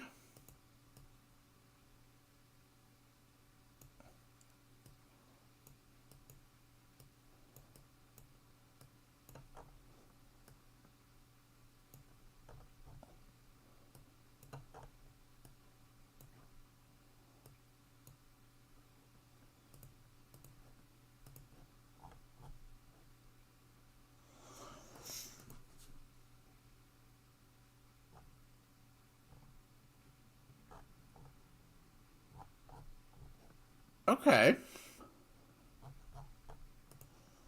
Uh...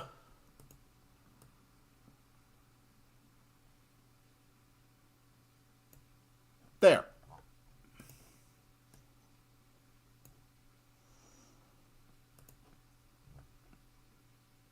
Okay. Let's take a look at the city. See how it feels.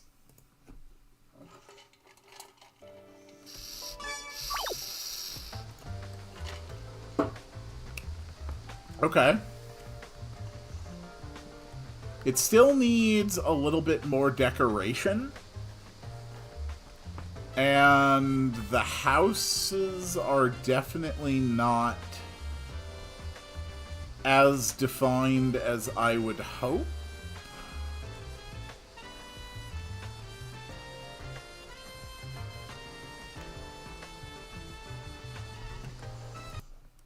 Let's see how it contrasts visually. If we have an entire thing of green. I might have to switch away from the green.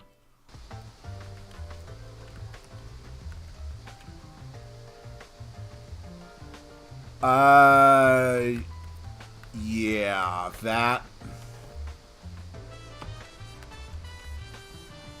that does not contrast well at all. Okay.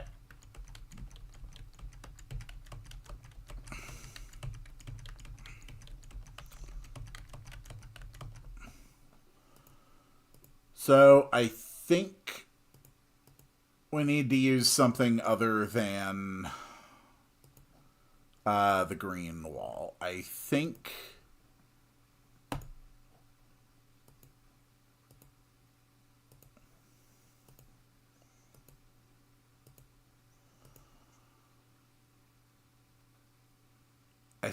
we should use wood instead.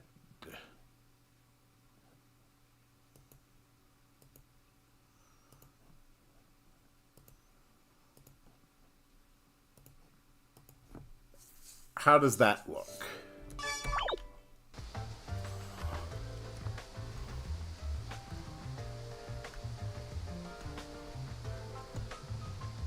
Okay. Okay. And we change this to the wood pattern.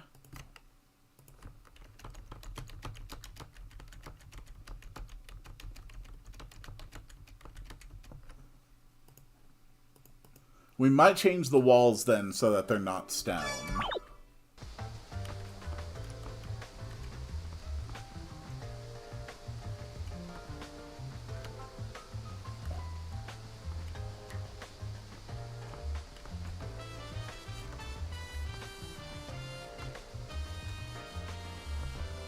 That looks a lot more visually distinct.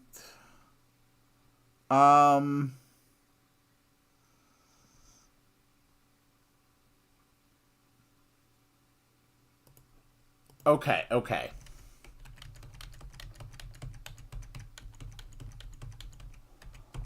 We can definitely work with this. But we do have a couple changes to make. First off,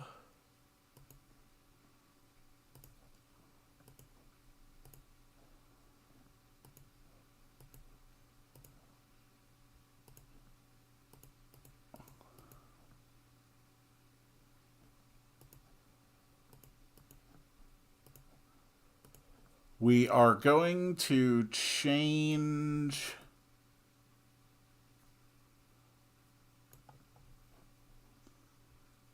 the ways that this looks.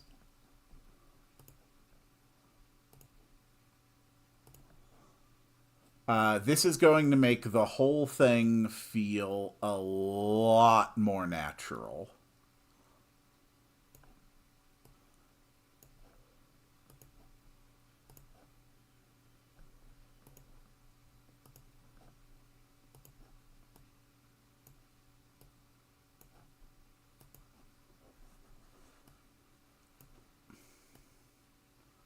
I just need to focus. Okay, just like that, just like that, just like that, just like that.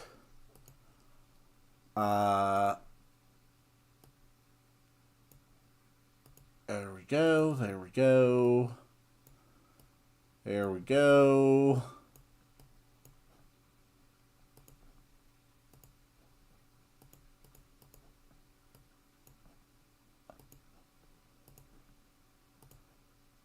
Okay.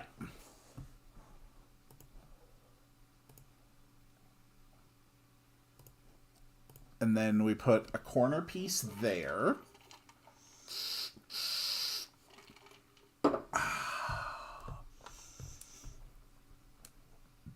Okay.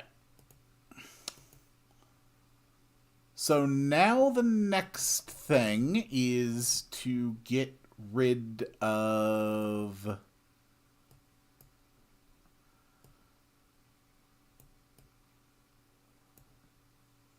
that.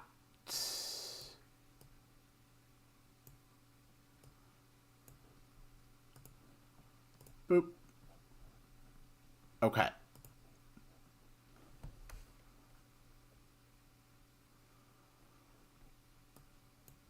Yeah. All right. This should automatically look so much better. Also, Quill, this way of the building allows us to have doors to the buildings on other side.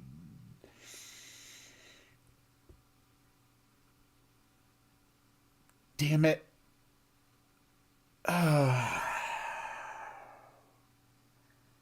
You're completely right. You're completely right, and it will actually look better if we do. Okay, so going to have to make a little bit of reworking. We'll have this building accessible from the north, and this building will be accessed through here. So let's see if we want to stick with the wood. Ooh, okay. Oh, that is a good-looking building. Oh, that's beautiful. And then...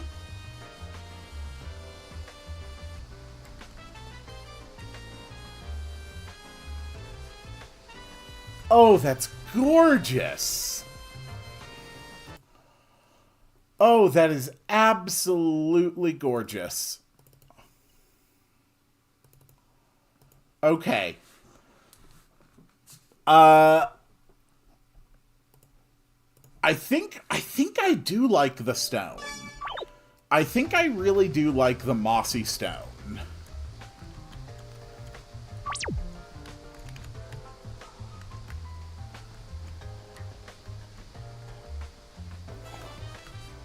Yeah, I think the mossy stone actually adds like a little charm to it that I really, really like. Okay. So,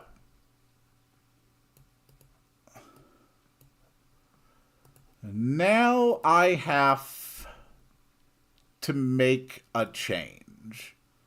So this building is going to be accessible from here. So, up on the top layer, we need to get rid of that. We need to add this here.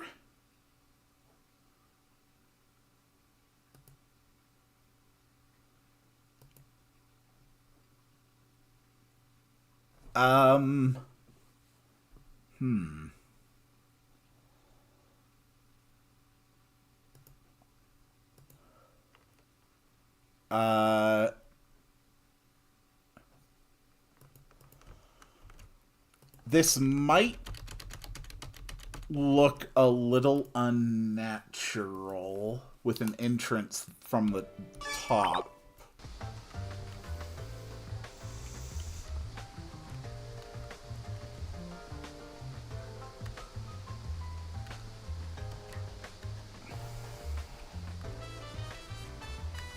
No, I think that's fine. Okay. All right, that works.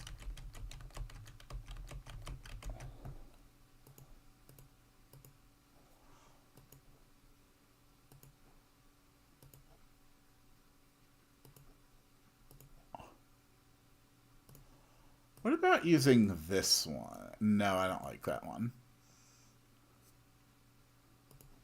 What about... No, the dirt is more realistic. Okay. Alright. So this is going to go here. And then the entrance is going to go here.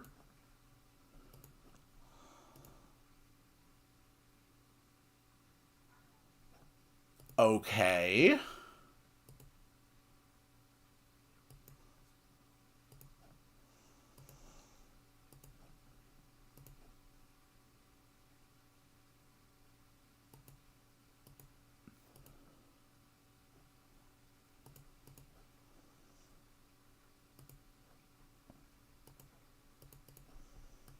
Get rid of that. Put in some green here. Back up to second layer to add more stuff there.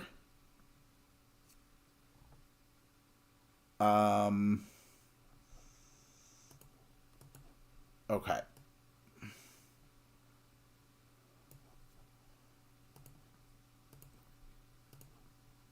And boom.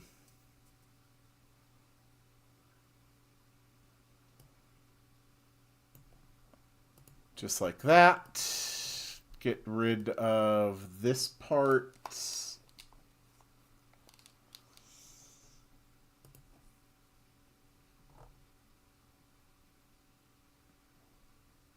Okay.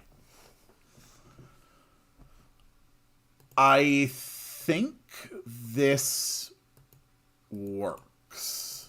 So when you step onto here, it will turn on Batfolk Interior 2. There will also be a Batfolk Interior 3. And finally, there will be a Batfolk Interior 4. So lipping on this one turns on Batfolk Interior 1. Stepping off of it turns off Batfolk Interior 1.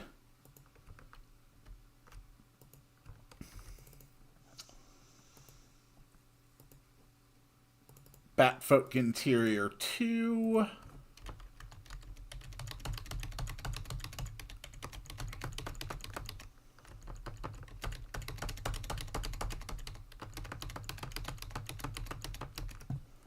Let's take a look at the progress. It is a slow, careful process.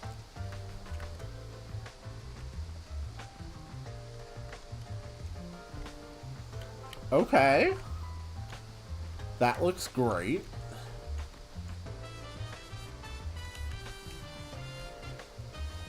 Okay, so I need to make sure that we can't walk out the sides of this. Okay.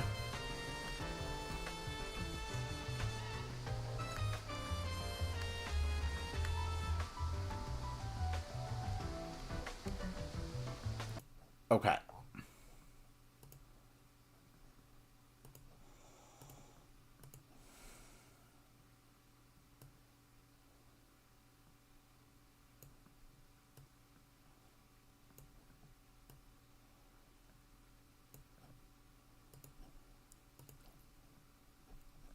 Put that there, put that there.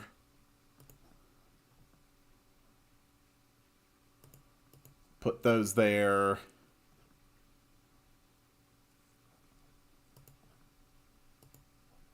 Top layer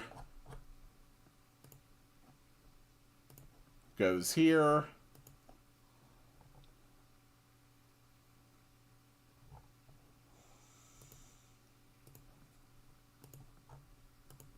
Second layer, we can now spread all around there.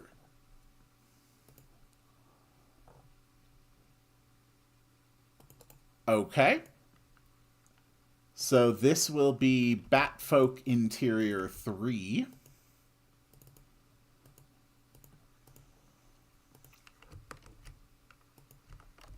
And this will be Batfolk Interior 3 off.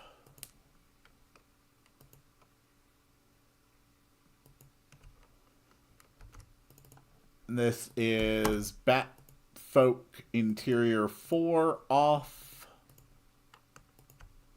And then Batfolk Interior 4 on.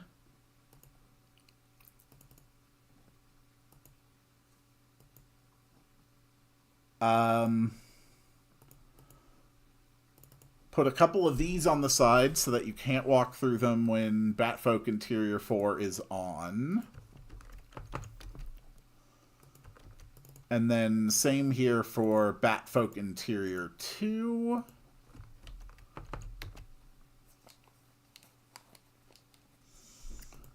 Okay. So this is Batfolk Interior 4.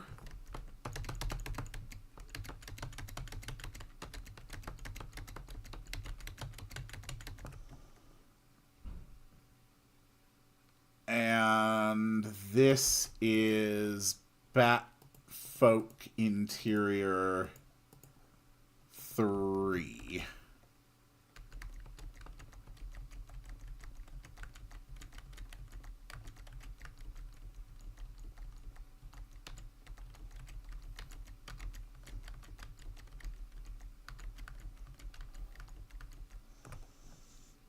All right, let's take a look.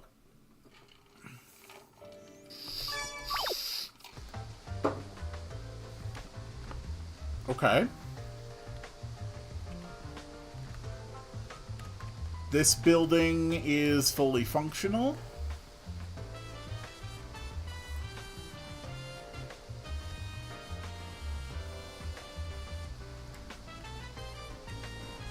Okay, I can see how this one needs to be fixed.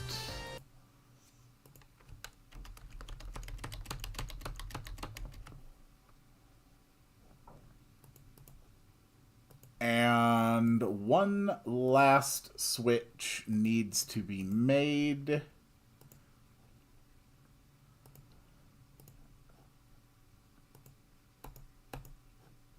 That.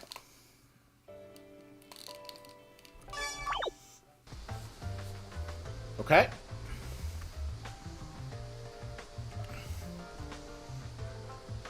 This one looks a little unnatural, honestly.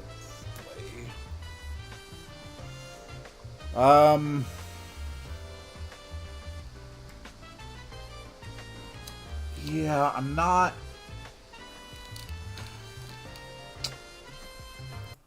a huge fan of how that one looks.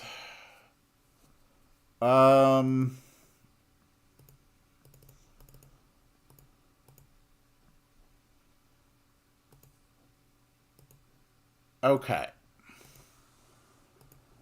What if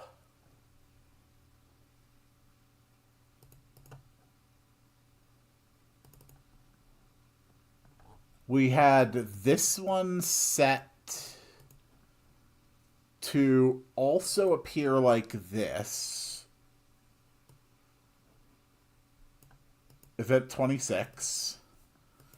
But we added something that auto-ran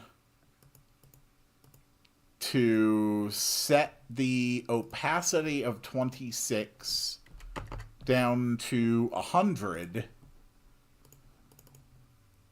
and then erased itself. How does it look if we actually have a block there, but it's at limited opacity? Ooh. Ooh, that works. That works. Okay. Let's try 150 opacity. So that's about 3/5 of full opacity.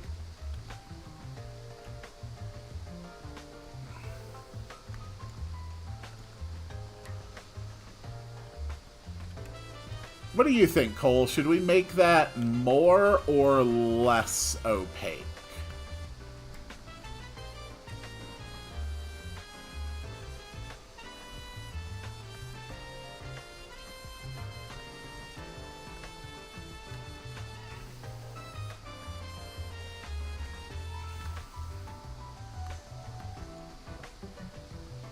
I like it. I really like that too.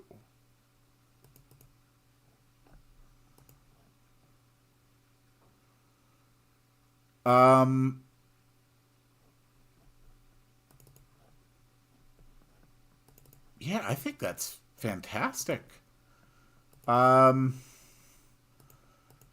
Okay, event 67. You can also have some limited opacity.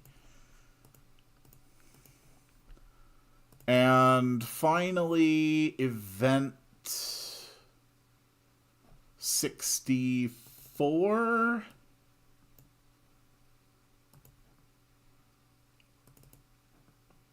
Event 64 can also have limited opacity. Okay, cool. I like that.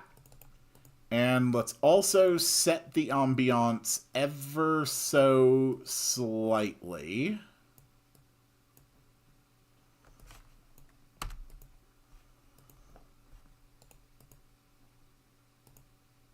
And we're going to have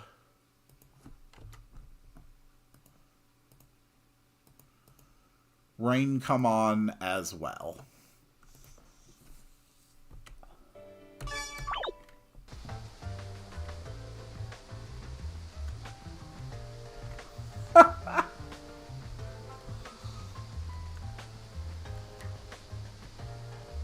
Oh.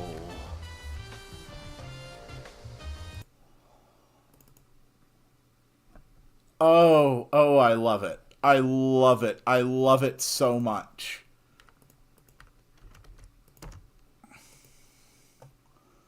Event 25.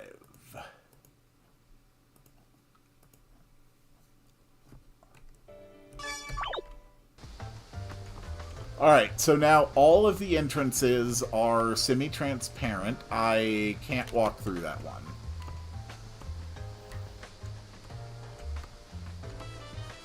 Of course, because it's matching the tile set.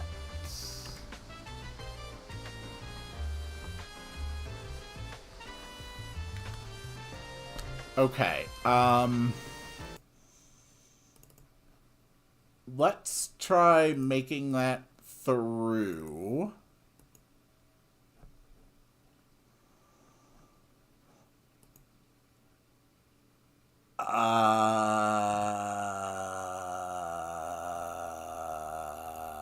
Make that through as well? Hopefully that doesn't break anything.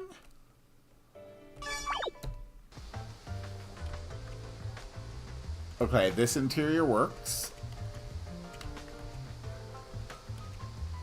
That interior works. This interior works. And this interior works. All of the interiors in the town work. So now what we need to do is actually decorate the interiors. These are the smallest interiors I have ever decorated. So I may actually need to just do a new tile set. One of my friends slept through the entirety of Saturday. Oof. Honestly, that doesn't sound too unpleasant.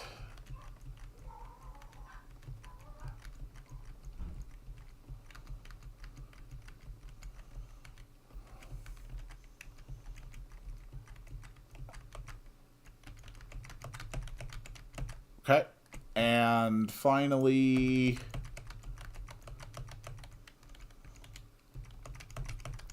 there we go. All right. So we've got a bit that we can copy paste to finish off the rest. But we are going to need a new tile set. So let's take the inside tile set. I'm sorry, the outside tile set. And this is going to be the outside village. So instead of this one, we need to use the inside set, particularly inside B and inside B and inside C. Okay.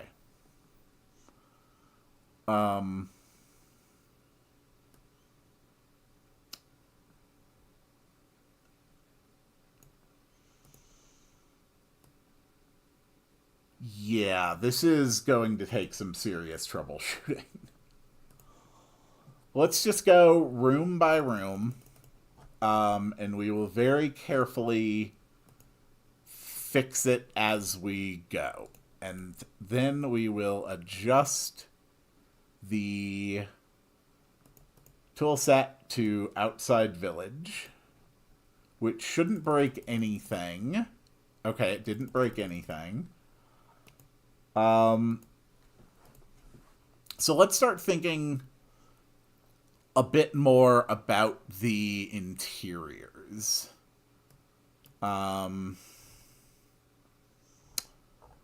What sort of stuff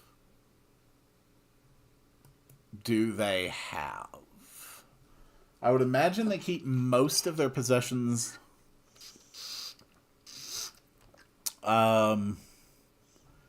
maybe like on shelves or something.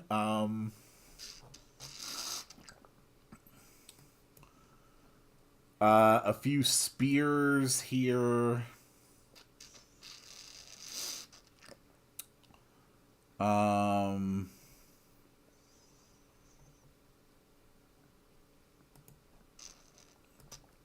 Some bows.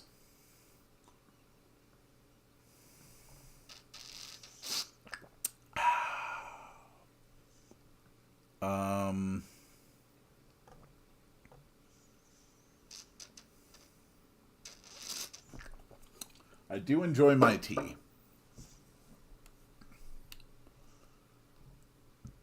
Let's see. What kind of stuff? What kind of stuff do we have? We can just put down a table. Bat folks have wings on their back, or are they anatomically correct? They don't look anything like bats whatsoever.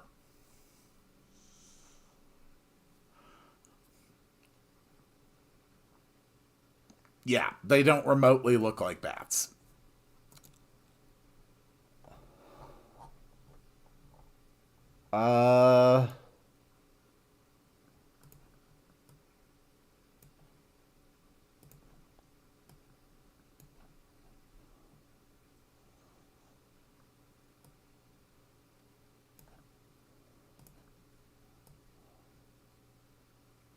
There we go. We'll put a nice rug there.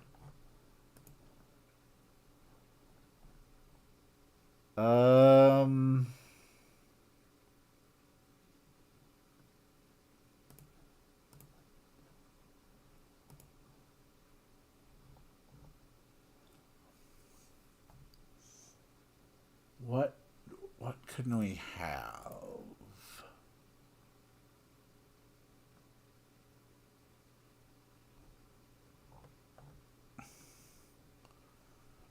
We can have barrel of fish.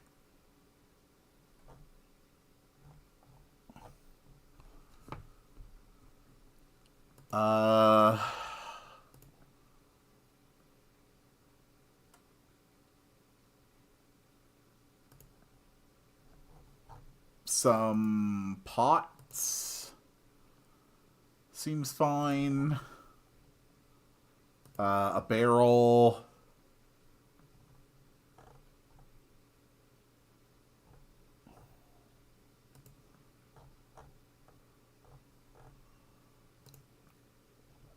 It's a bit difficult to know exactly what to put here.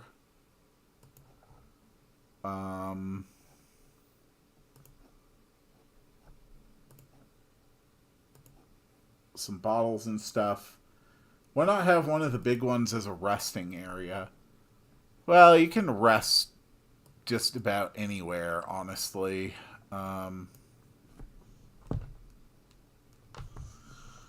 Let's see. Put a few mats just scattered around the village a bit haphazardly. Oh,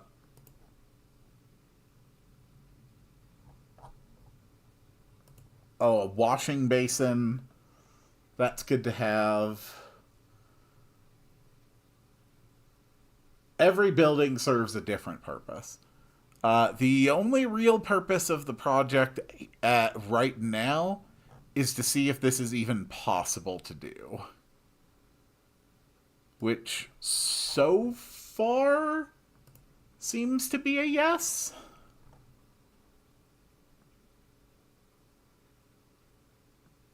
A nice stool. A nice stool is always good to have.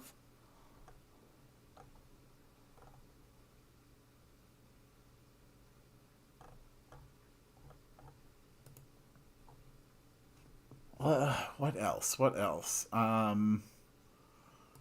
Okay, like a shield. Shield is good.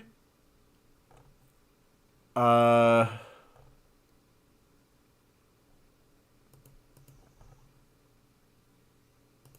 basket. Nice empty basket's always good. Some scrolls on the floor.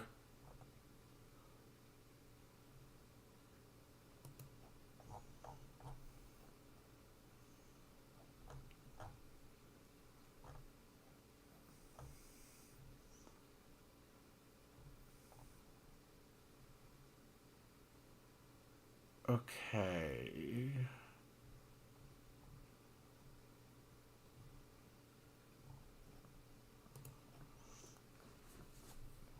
That might honestly just be all I do for the interiors. Like, I really don't want to crowd the spaces because I still have to add NPCs.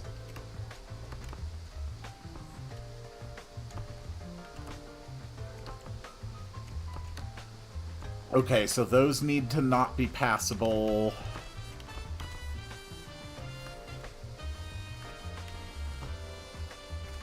That needs to not be passable. That needs to not be passable. Those need to not be passable. Okay.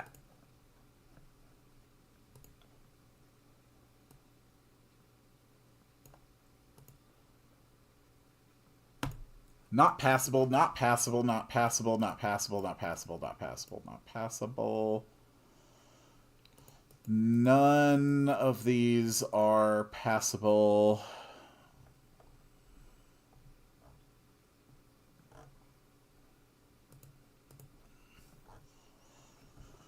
The scrolls need to not be passable as well.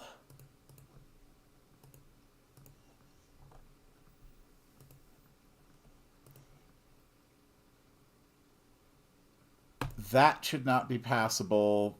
These should not be passable, and they aren't. None of these should be passable.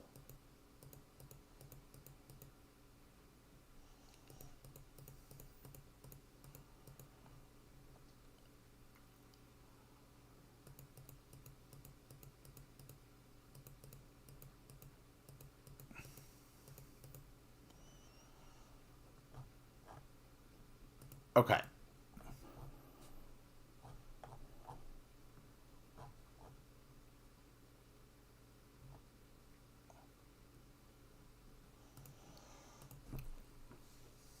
Yeah, I think I got it. Okay. Just make sure we can't walk through anything anymore.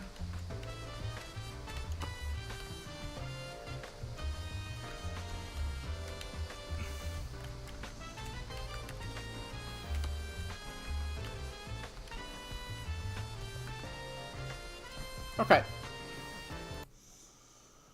I think we're about done. We just need a bit of wall decoration in this room.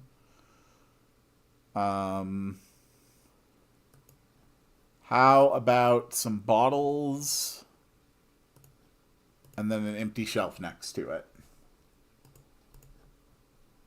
Okay. And with that done,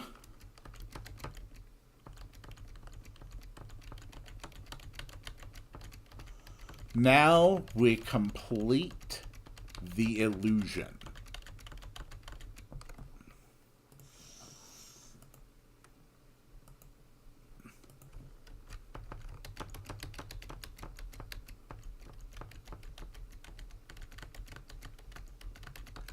This is some of my absolutely greatest work ever on this project. This is absolutely beautiful.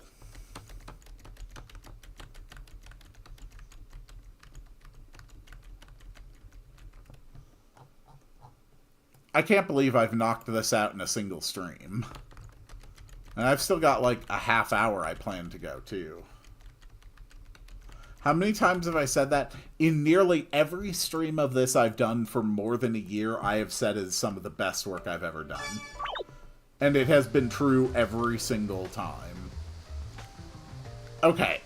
Look at that. Alright, all of the buildings. All of the buildings are closed. Whoop. Look at that!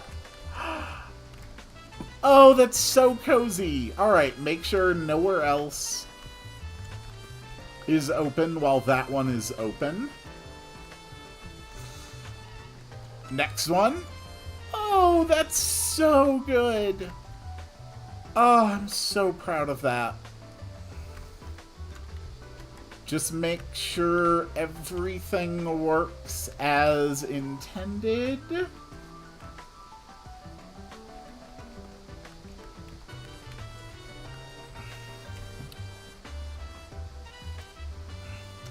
Not gonna lie, I think the minigame is more impressive. That minigame was a work of mad genius. And I genuinely don't know if I could explain to you how it works. It is so ridiculously complicated. It took so long to make it work. Oh, I worked on that for like a month and a half straight.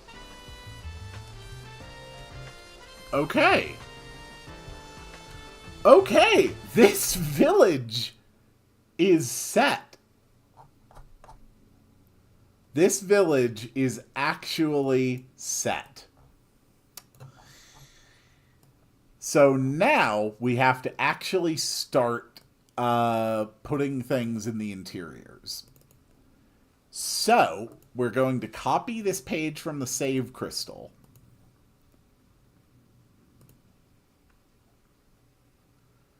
And this is going to be what you get when Batfolk Interior 1 is on. And this is how we're going to have to do our NPCs as well.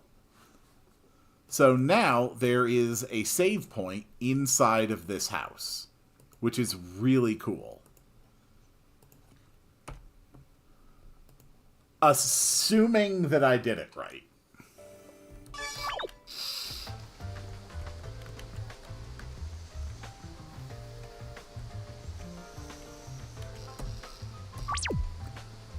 Look at that. Look at that.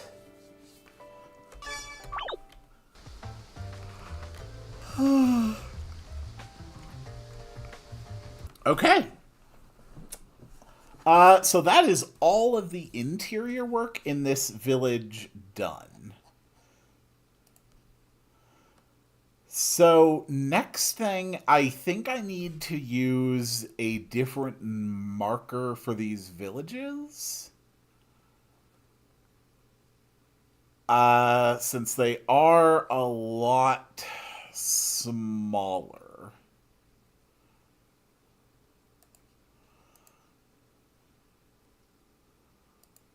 Um,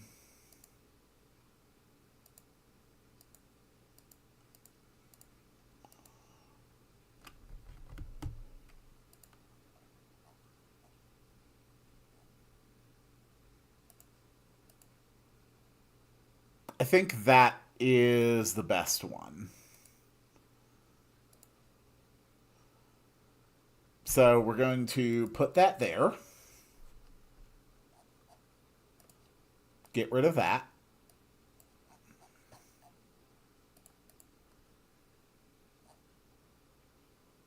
And then we are going to do the same thing over here. Very good.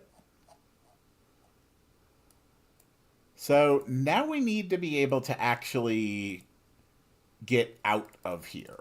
We need there to be like an actual entrance into the village. I am thinking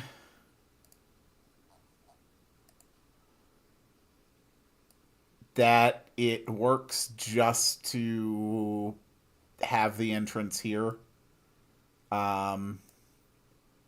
You know, no need to like complicate it or anything. There we go.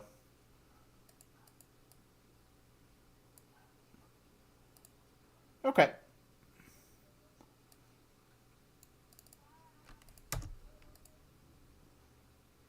Village exit goes here. And we're done. We are done with this part. I'm still going to have to place NPCs. I'm still going to have to decorate the exterior of uh, the town. But I think that this looks great.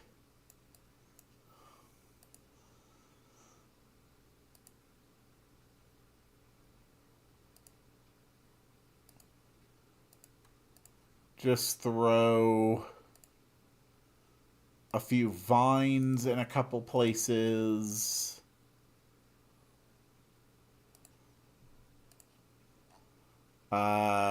Couple of spots where the stonework is a little trash, but not too bad.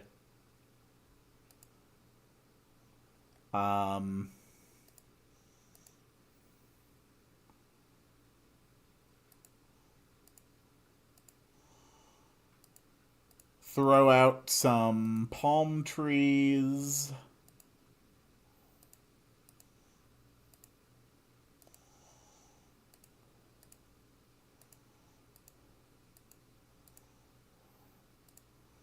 There we go.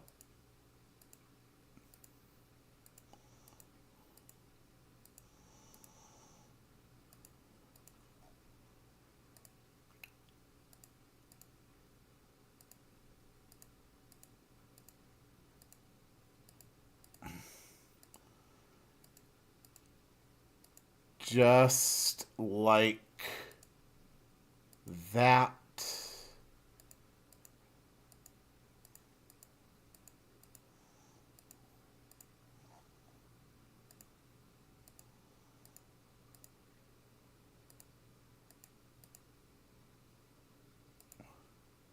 Quill, do you know Rivals of Ether? I've heard the name, but I am not at all familiar with it.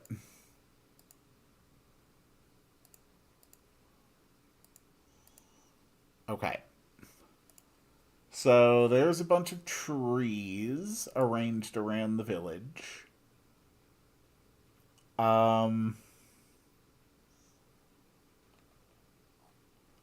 Oh, lily pads. Yeah. Yeah, lily pads are fun. Okay, we'll scatter a bunch of those around.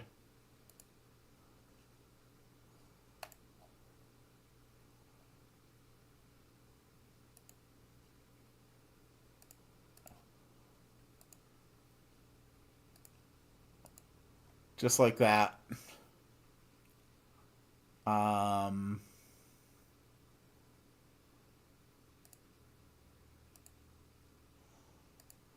We'll put a few of these big purple flowers around.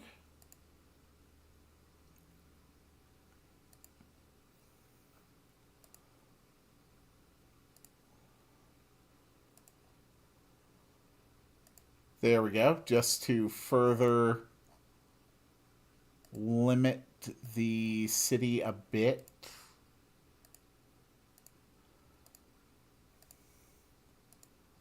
And then just some big patches of green.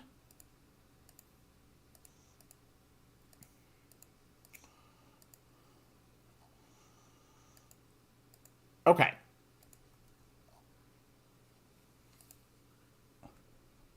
Basically Smash Bros. Melee, but much easier to mod. Like, literally, the draw of Ether's character isn't the characters, but the characters the modders added. Interesting.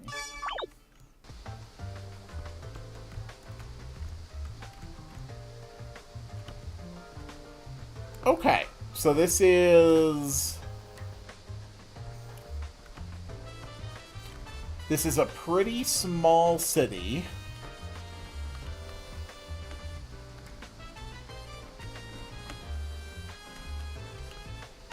Good.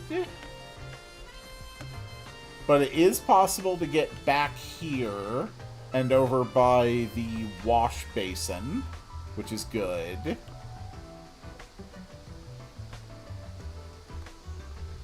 So I can definitely remove that bridge down there.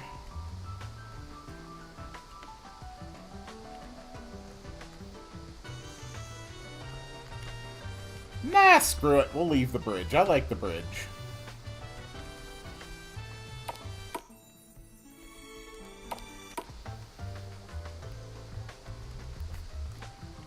Okay, so I have to adjust where it actually puts you inside the city.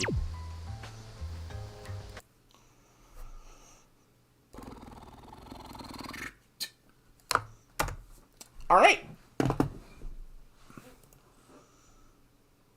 So, Batfolk Village here facing right. And that is all the work that we are going to do on the Batfolk Village for today. Look, I have 16 hours in the game, but 0 on any of the characters. Ah. Ugh, okay. This has been really successful. Next thing I want to do, and this has been on my list for a while. First off, the Gorilla of the White quest. We did that.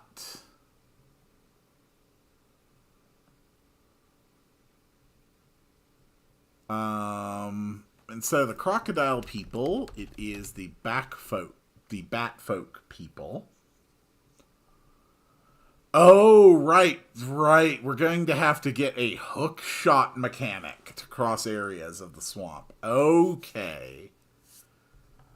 I forgot about that. That won't be too hard to get introduced, though. But the next big thing I want to do is I want to make sure that everybody in Wallachia I closed the damn game.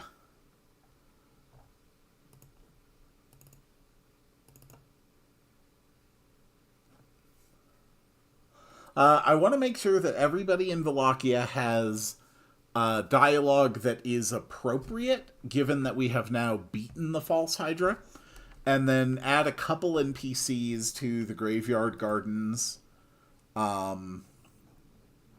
just to, make it clear that, like, the people of Wallachia are trying to, like, reclaim some of, their lost heritage and explore stuff. So, let's start with all of the maps, and we are going to go through them all one by one, which admittedly is going to take a bit of time.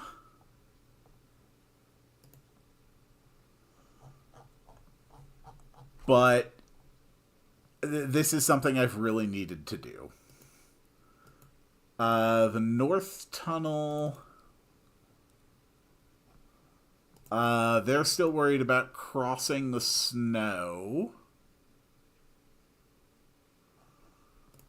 Let's actually have these guys disappear after we get to Hydra defeated, switch 219.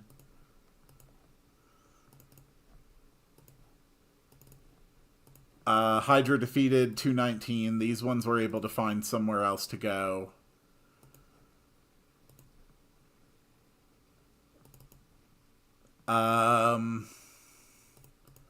Okay, on switch 219. I may just return to Wallachia after all. Okay. And you switch 219. I don't think I can go back. Not after everything that has happened. Okay.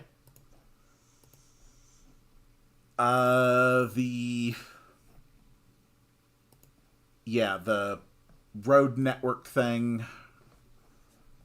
Alright. Don't cause any trouble. Keep up the good work. That's fine. Perhaps the gods still watch over us after all. That's fine. A lot of these people still have a tier 2 level of dialogue that I've already added to them. The guards are gone when you hit tier 2. This cart is gone when the Hydra's been defeated. Never thought the answers could lie with the dead. That's fine. When the Hydra's defeated, you disappear. I can play hide and seek again.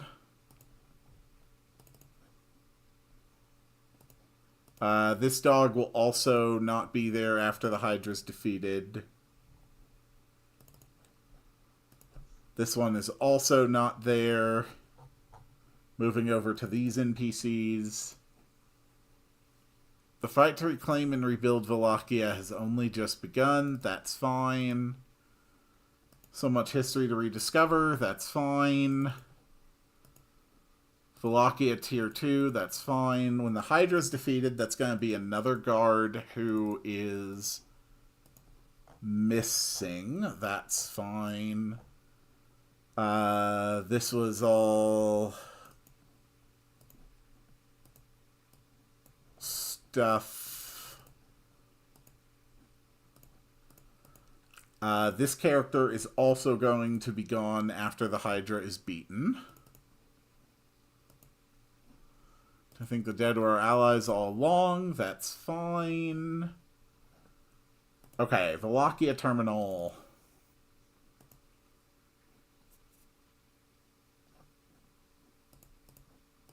When the Hydra is defeated, you're going to say, I wanted to flee like a coward, but instead I stayed like a fool. Now I stand victorious like a hero. How strangely the world turns. And you will say, okay, you give a toast. That's the south one. This guy is just a merchant. He doesn't need to say anything else. Pepsi Void, that's fine.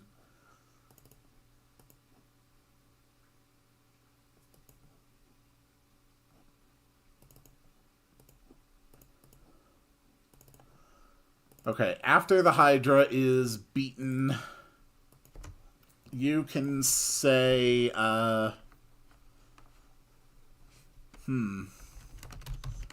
it will take time to get everything going smoothly again, but we have enough supplies to last for a good long while. Let's turn on the Wallachia music.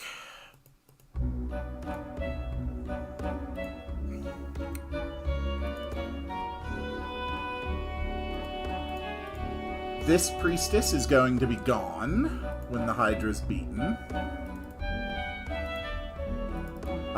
This one is already gone. This one is gone. This one...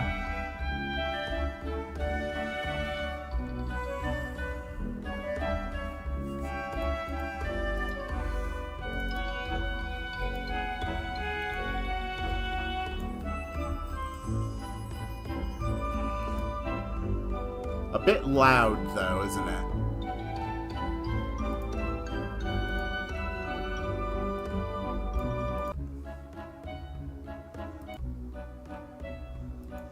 There we go. After Hydra's defeated, you will say... I have to re-evaluate my faith and decide if I really belong here at the temple. Okay.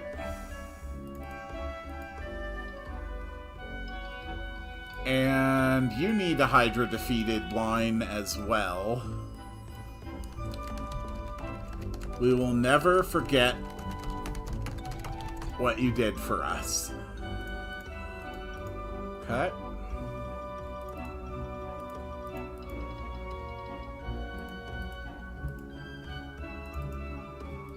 When the Hydra is defeated, she will say, I haven't seen Mr. Bones anywhere since the battle with the Hydra. I hope he is safe, at least.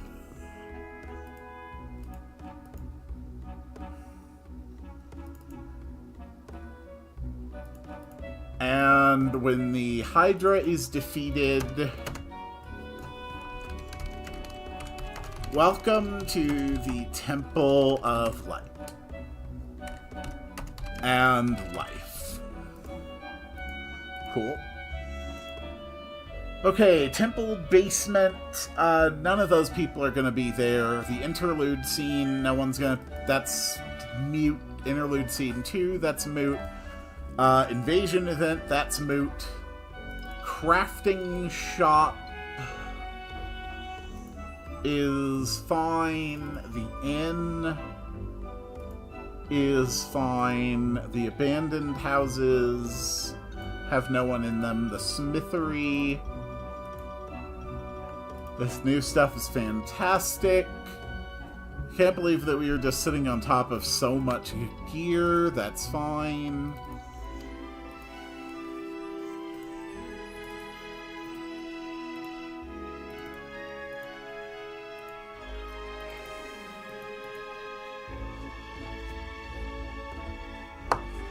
Helped us stave off disaster. That's fine.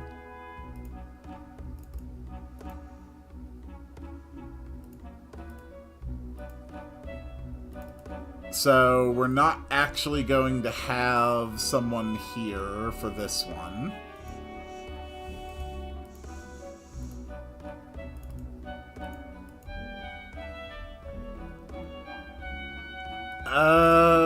She's fine. Accessory shop. That's fine.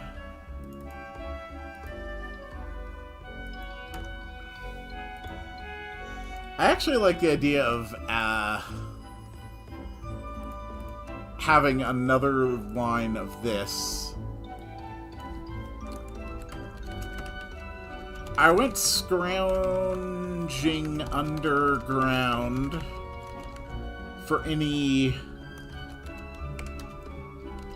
misplaced trinkets that might have been left behind. It figures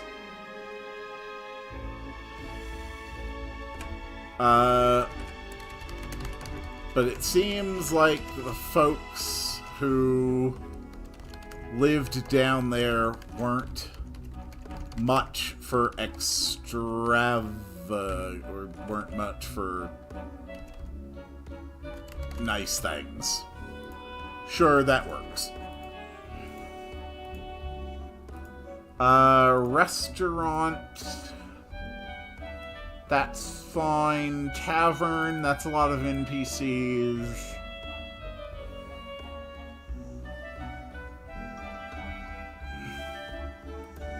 That's fine. That's fine. That's fine. That's fine. Yes, I am familiar with and enjoy Teenage Mutant Ninja Turtles. That's fine. That's fine.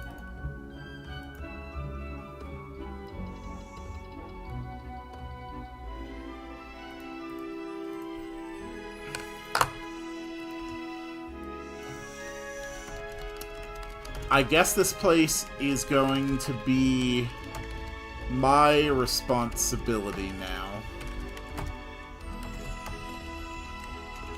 I did always enjoy flowers. The clothier shop is still empty. Let's just put a random person here.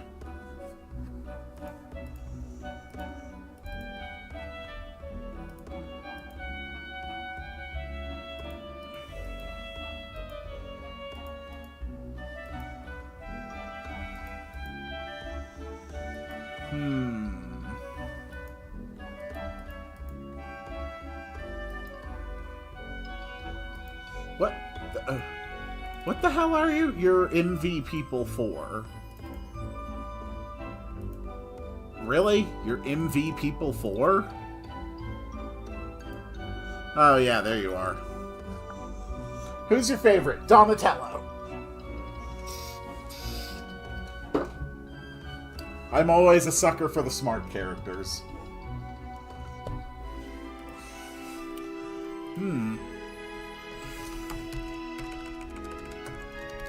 Whoever ran this place was probably...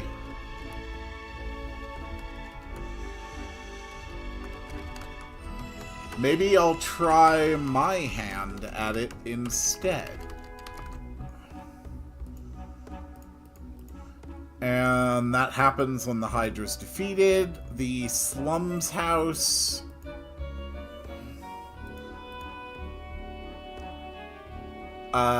this woman is actually just going to have completely left Wallachia. Mr. Bones' house. Hydra defeated is gone. House scene, house scene, house scene.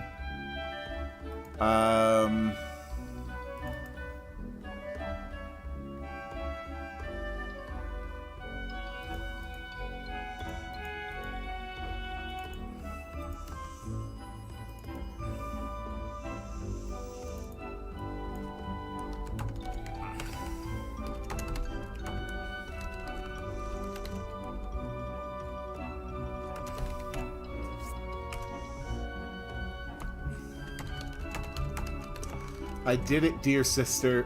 I won. I hope you can rest now, wherever you are. There. The storage... We can add another line there. Hydra defeated.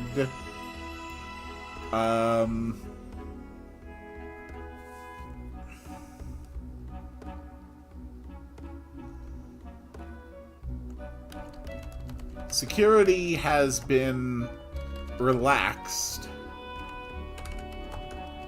I can finally get some free time. The elevator, that's fine. The abandoned temple, that's fine. Basement tunnel, water tower, terminus. Right. The watchtower. Okay. Watch duties significantly scaled back.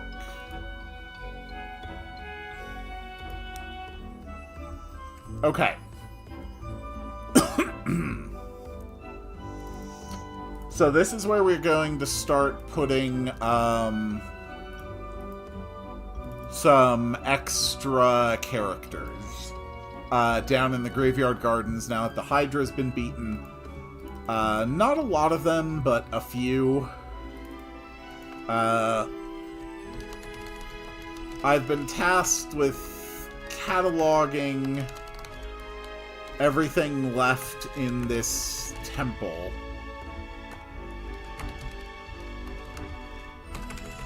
I'm going to have to request help if they want it done within a month. Yeah, Mikey is a great turtle as well.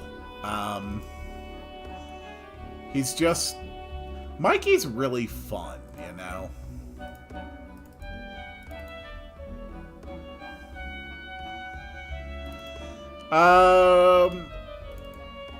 We're gonna have the big officer down here.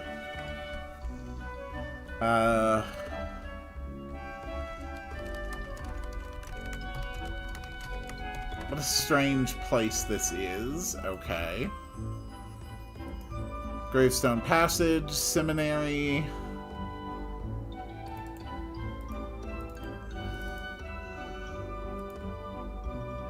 Okay, where do we have...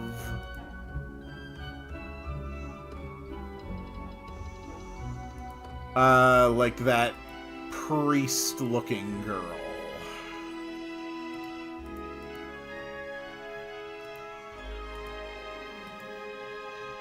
I'm sure she's somewhere around here. There we go.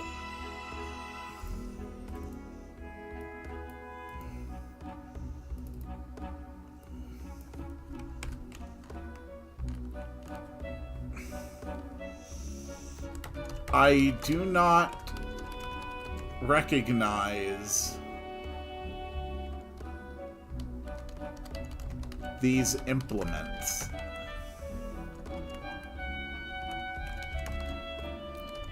Did I know these rituals once? Did I know these gods?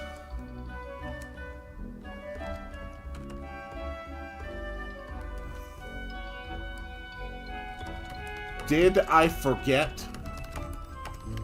Or did I never know? At all.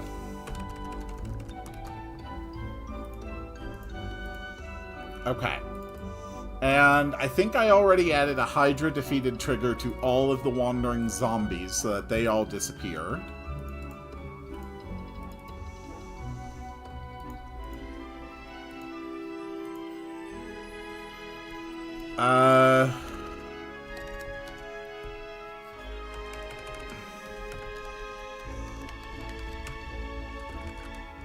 This temple is still mostly usable. Makes things a little more convenient for those of us who have been assigned to work down here. Okay. The living area is fine just the way it is. Down here we'll put... I don't know. MV people too. Why not? Whew. It is going to take months to go through all of these books. Okay, the barracks are fine the way they are. The armory...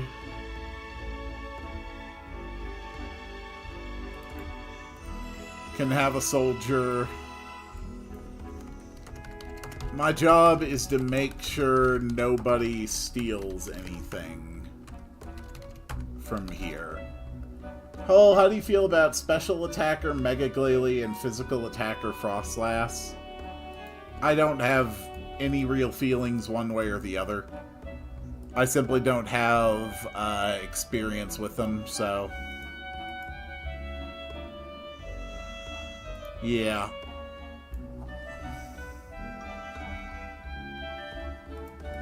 And we're gonna put one guard down here in the mines.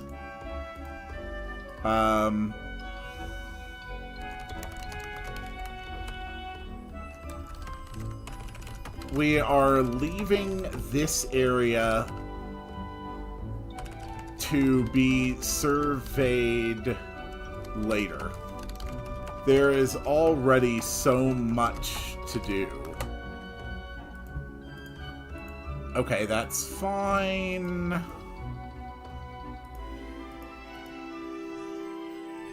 Okay, the Graveyard Gardens. So now the last thing I want to do is I want to put...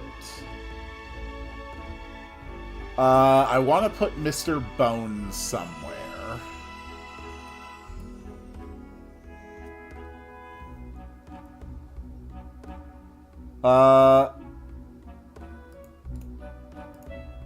I think this is a good place for a very solemn-seeming Mr. Bones.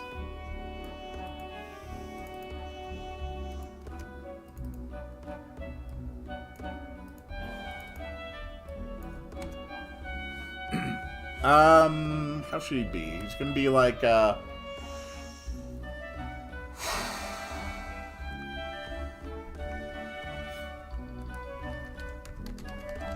no victory was worth the cost we have paid.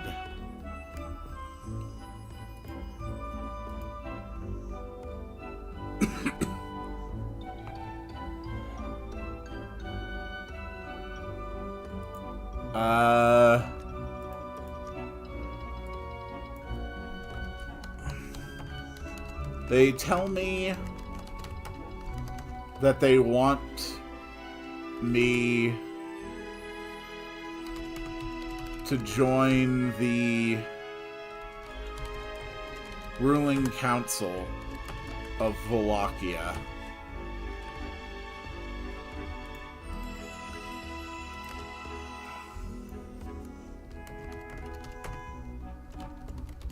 I am no politician. I am no leader. I only wanted to live a simple, quiet life as a mere priest.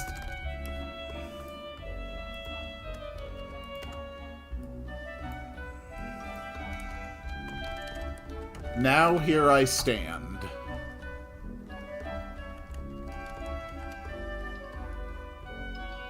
A dead man.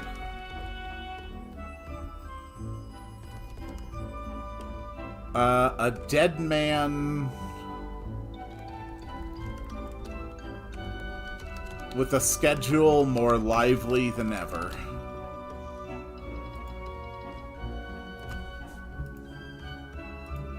Okay. I think that should be it. That should be the very last thing I needed to completely finish Act 2. Let me just check my various notes here.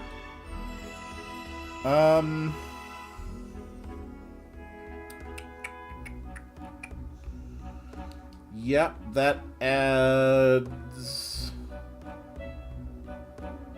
all of that.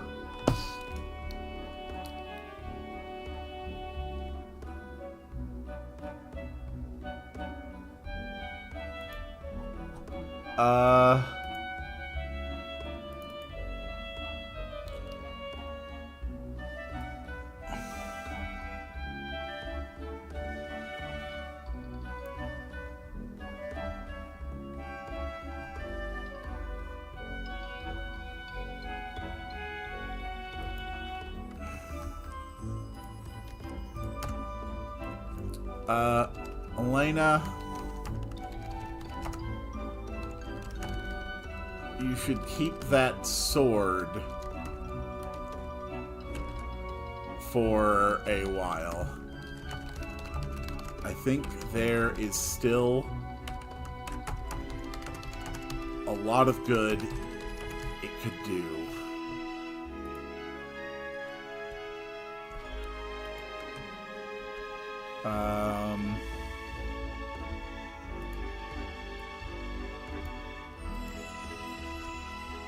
I think you should keep that sword.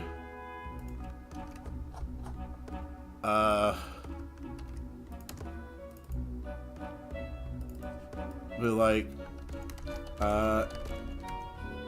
is that really all right? Didn't you steal it from a king's tomb?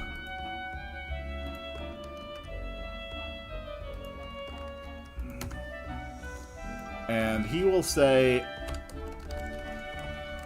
speaking as a man who is also dead, I can assure you that he won't be missing it.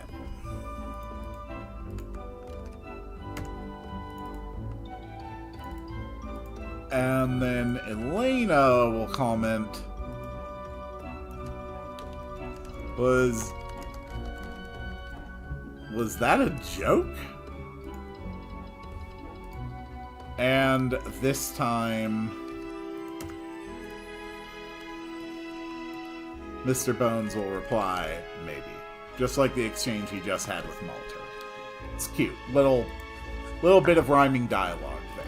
Alright, and that's going to be all for today. I'm at my limit. I'm very tired. I have other things to work.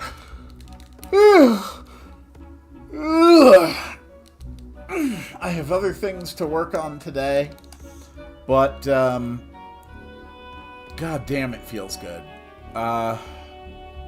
It feels so good to just